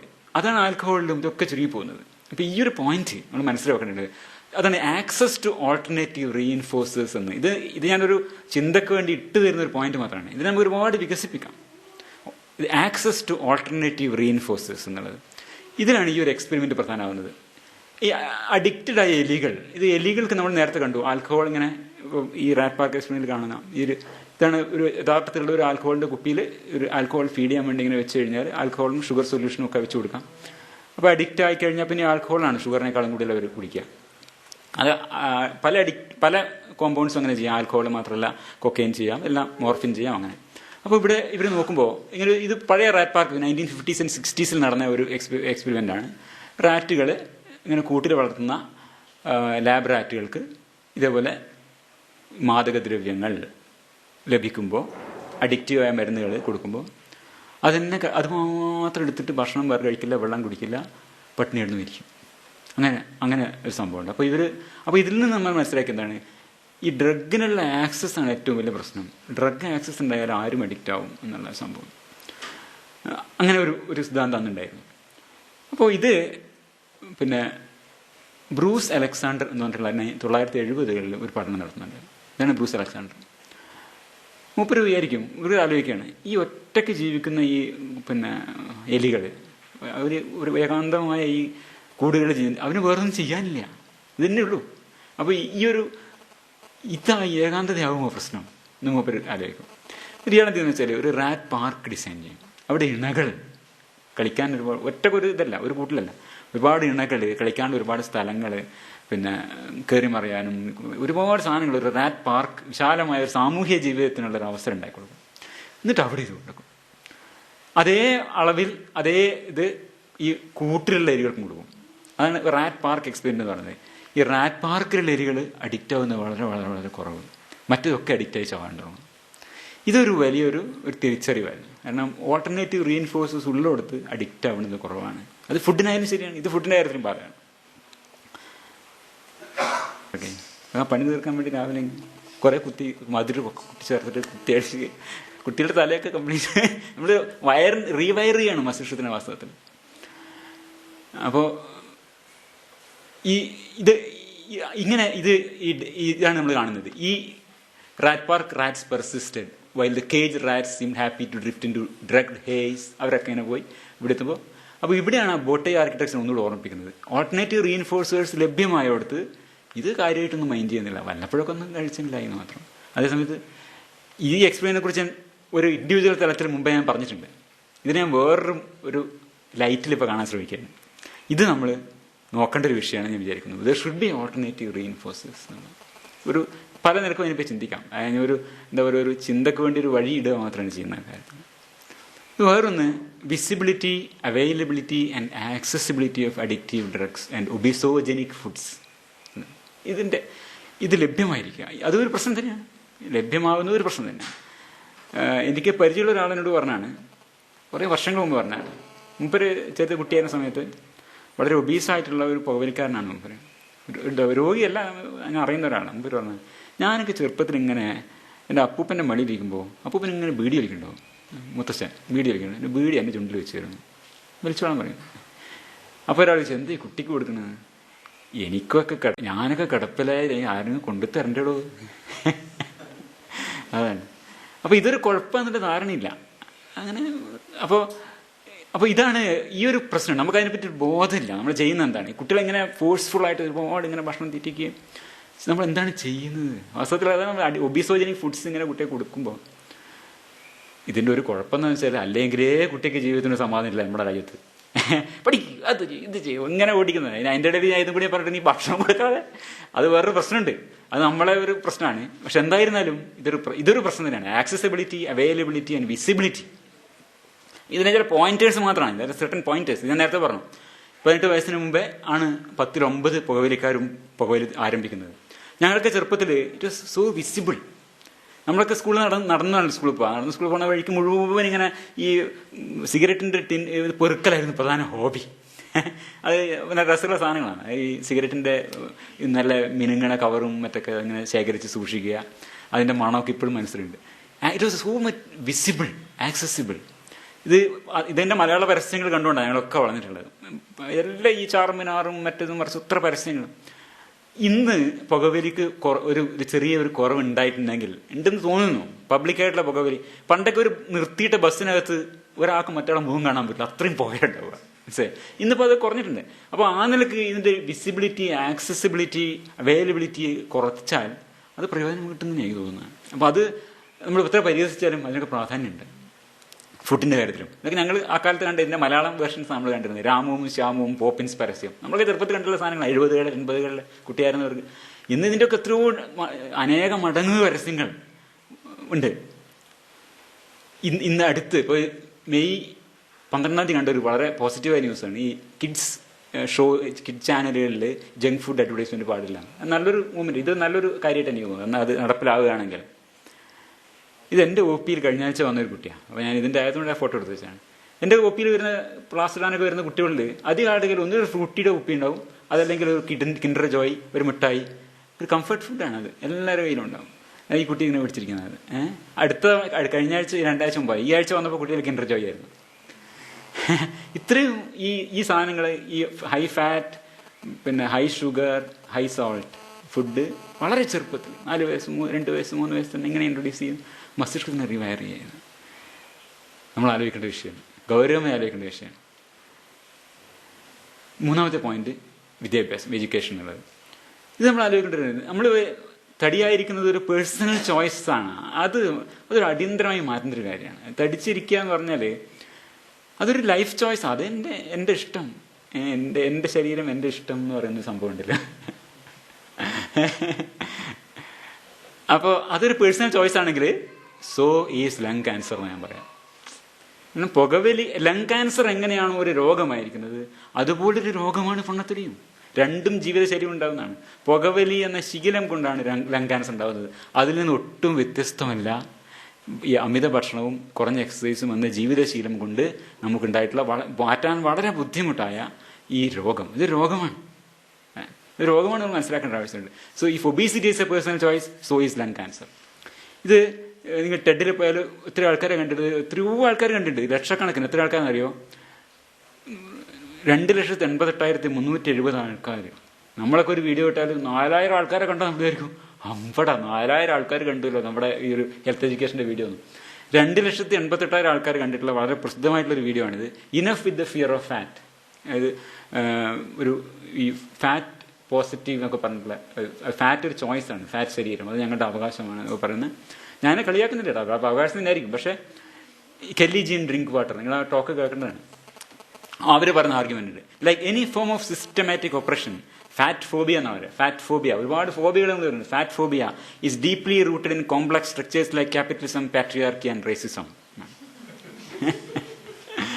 പോമോ ആണ്, ഫുൾ പോക്കോ ആണ്. We actively choose to flourish in these bodies as they are today. People who honor our strength and work with, not against, our perceived limitations. People who value health as something much more holistic. എല്ലാം typical സാധനമാണ്. ഇവിടെയുള്ള ശാസ്ത്രവിരുദ്ധന്മാർ പറഞ്ഞ അതേ വാചകങ്ങൾ. Holistic than a number on an outdated BMI chart. BMI ഒക്കെ നമ്മൾ നേരത്തെ വിശദമായിട്ട് പറഞ്ഞു, ബോഡി മാസ് ഇൻഡെക്സ് ചാർട്ട്. അതൊക്കെ ഔട്ട്ഡേറ്റഡ് ആണ്. ഔട്ട്ഡേറ്റഡ് അവർക്ക് തീരുമാനിച്ചു ഓരോ ഭാഗത്ത്. Instead we value mental health. നമ്മൾ കണ്ട എന്താണ്? മനസ്സും മസ്തിഷ്കവും രണ്ടല്ല, ശരീരം തന്നെയാണ് മസ്തിഷ്കം. എങ്ങനെയാണ് ശരീരത്തിന്റെ ഈ ഒബീസിറ്റി നമ്മുടെ മസ്തിഷ്കത്തിനെ തന്നെ മാറ്റുന്നത് നമ്മൾ കണ്ടു കഴിഞ്ഞു. ബേസിക്കലി ഇതൊരു മസ്തിഷ്ക രോഗമാണ് നമ്മൾ കഴിഞ്ഞു. അവിടെയാണ് ഡ്രിങ്ക് വാട്ടർ പറഞ്ഞത് വി വാല്യൂ മെന്റൽ ഹെൽത്ത്. അടിസ്ഥാനപരമായിട്ടുള്ള ശാസ്ത്രധാരണ ഇല്ലാത്തതുകൊണ്ടാണ്, ശാസ്ത്രത്തോട് മുഖംതിരിച്ച ഒരു സമൂഹത്തിന്റെ ഗതികേടാണ് കാണുന്നത്. Self worth and how we feel in our bodies and as vital aspects of our overall wellbeing. അടിസ്ഥാനപരമായിട്ടുള്ള ഒരു സയന്റിഫിക് ടെമ്പർ എത്രത്തോളം നഷ്ടപ്പെട്ടു പോയി എന്നുള്ളതാണ് അത് മനസ്സിലാക്കേണ്ടത്. പിന്നെ സ്മോക്കേഴ്സ് റൈറ്റ്സ് എന്ന് വരുന്നുണ്ട്, നമ്മൾ അറിയേണ്ടതുണ്ട്. അവർ ഇതേ വാദങ്ങളാണ് പറയും, ആന്റി സ്മോക്കിംഗ് ഇൻക്വിസിഷൻ, സ്മോക്കിങ്ങിനെതിരായിട്ടുള്ള പറയും. Orwellian lobbies pursuing smokers with a fanatical zeal. ഇത് സമകാലികമായിട്ട് നമ്മൾ കാണുന്ന ഇതാണ് സ്മോക്കേഴ്സ് റൈറ്റ്സ്. ഇത് ഒരു ഡോക്ടർ എഴുതിയാണ് 1978-1986. Smoking scare debunk, smoking is good for you. ഡോക്ടർമാരടക്കം. ഒരു ജനറൽ പ്രാക്ടീഷണറായി അദ്ദേഹം. അദ്ദേഹത്തിന്റെ ഫോട്ടോ തന്നെ കാണാം, ഒരു പുക ഇതും വലിച്ചുകൊണ്ടാണ്, പൈപ്പ് വലിച്ചുകൊണ്ടാണ്. അപ്പൊ അദ്ദേഹത്തിന്റെ അതിലാണിത്, we have seen the whole campaign is really attack on smokers by smoking haters എന്നാണ്. അപ്പൊ ഇതാണ് പ്രോ ചോയ്സ്. അപ്പൊ ഈ we actively choose to flourish in these bodies today, ചോയ്സിന്റെ വിഷയമായിട്ട് പറയുന്നതാണ് പ്രോ ചോയ്സ്. അതുപോലെ പ്രോ ചോയ്സ് സ്മോക്കിംഗ് ഉണ്ട് എന്ന് പറയും. അടിസ്ഥാനപരമായിട്ട് എന്താണ്, നമ്മളുടെ ഇഷ്ടങ്ങൾക്കും അനിഷ്ടങ്ങൾക്കും അപ്പുറത്ത് ഈ പ്രകൃതിയിൽ ട്രൂത്ത് എന്ന് പറഞ്ഞൊരു സാധനം ഉണ്ട്. അതിനെ സയൻസിലൂടെ കണ്ടെത്തണം. Science is the only way of finding the truth about nature. അതിൽ ഒന്നും വേറൊരു രക്ഷയില്ല. നമുക്ക് അതാണ് ഈ സയൻസിൻ്റെ വഴിയിലൂടെ പോയിട്ടാണ് നമ്മൾ എൻ്റെ കണ്ടെത്തുന്നത്. അത് മാത്രമേ നമുക്ക് പ്രകൃതിയെക്കുറിച്ചുള്ള സത്യം അറിയാൻ സയൻസ് മാത്രമേ വഴിയുള്ളൂ, വേറൊരു വഴിയില്ല. കേരളത്തിൽ ഇത് പറയേണ്ട ഒരു പ്രത്യേക കാരണം വെച്ചാൽ ഇവിടെ ഈ അഡിക്ഷൻ ഒരു ഹീറോയിസാണ്. അഡിക്ഷൻ നമ്മൾ എന്താ പറയുക, ഒരു മദ്യപാനമായാലും പുകവലിയായാലും നമ്മൾ മഹത്വവൽക്കരിക്കുന്ന ഒരു രാജ്യമാണ് നമ്മൾ. ഇതേ മാതൃഭൂമിയിൽ മുമ്പ് വന്നിട്ടുള്ള ഒരു ഫോട്ടോ ആണ്. ഈ രണ്ടുപേരെ എനിക്ക് വളരെ അടുത്ത പരിധിയിൽ ആൾക്കാരാണ്. ഒന്ന് സുരാസു, എന്നെ മുറിയിൽ താമസിച്ചിട്ടുണ്ട്. വലിയ ബുദ്ധിമുട്ടാണ് മുമ്പ് ആ കാലത്ത് കൈകാര്യം ചെയ്യുന്നത്. 1950-കളിൽ ജോൺ എബ്രഹാം, ഇദ്ദേഹം അക്കാലത്ത് അമ്മ അറിയാനൊക്കെ എടുക്കുന്ന കാലത്ത് ഞങ്ങൾ മെഡിക്കൽ കോളേജ് സ്റ്റുഡൻസാണ്. അതേ ഞങ്ങളുടെ ഹോസ്റ്റലിൽ അടുത്തടുത്ത റൂമിൽ താമസിച്ചിട്ടുണ്ട്. വളരെ അറിയുന്ന ആളാണ്. രണ്ടുപേരും അങ്ങേറ്റത്തെ ആൽക്കഹോളിക്സാണ്. പി ജെ ആന്റണിനെ എനിക്കറിയില്ല, കേട്ടിട്ടുണ്ട്. അദ്ദേഹം വലിയൊരു ആൽക്കഹോളിക്കാണ്. ഇവർക്ക് കൾട്ട് ഫിഗേഴ്സാണ് കേരളത്തിൽ. സുരാസുവിനെ കുറിച്ചിട്ട് വന്ന ഒരു ആമുഖമാണ്. സുരാസുവിനെ എനിക്ക് വളരെ നന്നായിട്ട് അറിയാമെന്ന് പറയാം. അപ്പോൾ ഞാൻ ആ ഭാഗം വായിക്കാം. ഇത് സിവിക് ചന്ദ്രൻ സുരാസുവിനെ കുറിച്ച് പറഞ്ഞാണ്. നിർമാല്യം മുതൽ തീർത്ഥം വരെ. തീർത്ഥം എന്ന പടത്തിൽ അത് ആൽക്കഹോളിൻ്റെ ഉള്ളൊരു പടമാണ്. അതിൽ തീർത്ഥം മദ്യം കഴിക്കാത്ത ഒരാളേ ഉള്ളൂ, അത് സുരാസ. അതായത് തമാശ. നിർമാല്യം മുതൽ തീർത്ഥം വരെ ചെറുതും വലുതുമായ ശക്തമായ റോളുകൾ, മൂലധനം വേണ്ടാത്ത മൊഴിയാട്ടം എന്ന കലാരൂപം സ്വന്തമായി ആവിഷ്കരിച്ചു. ഇത് നല്ല തമാശയാണ്.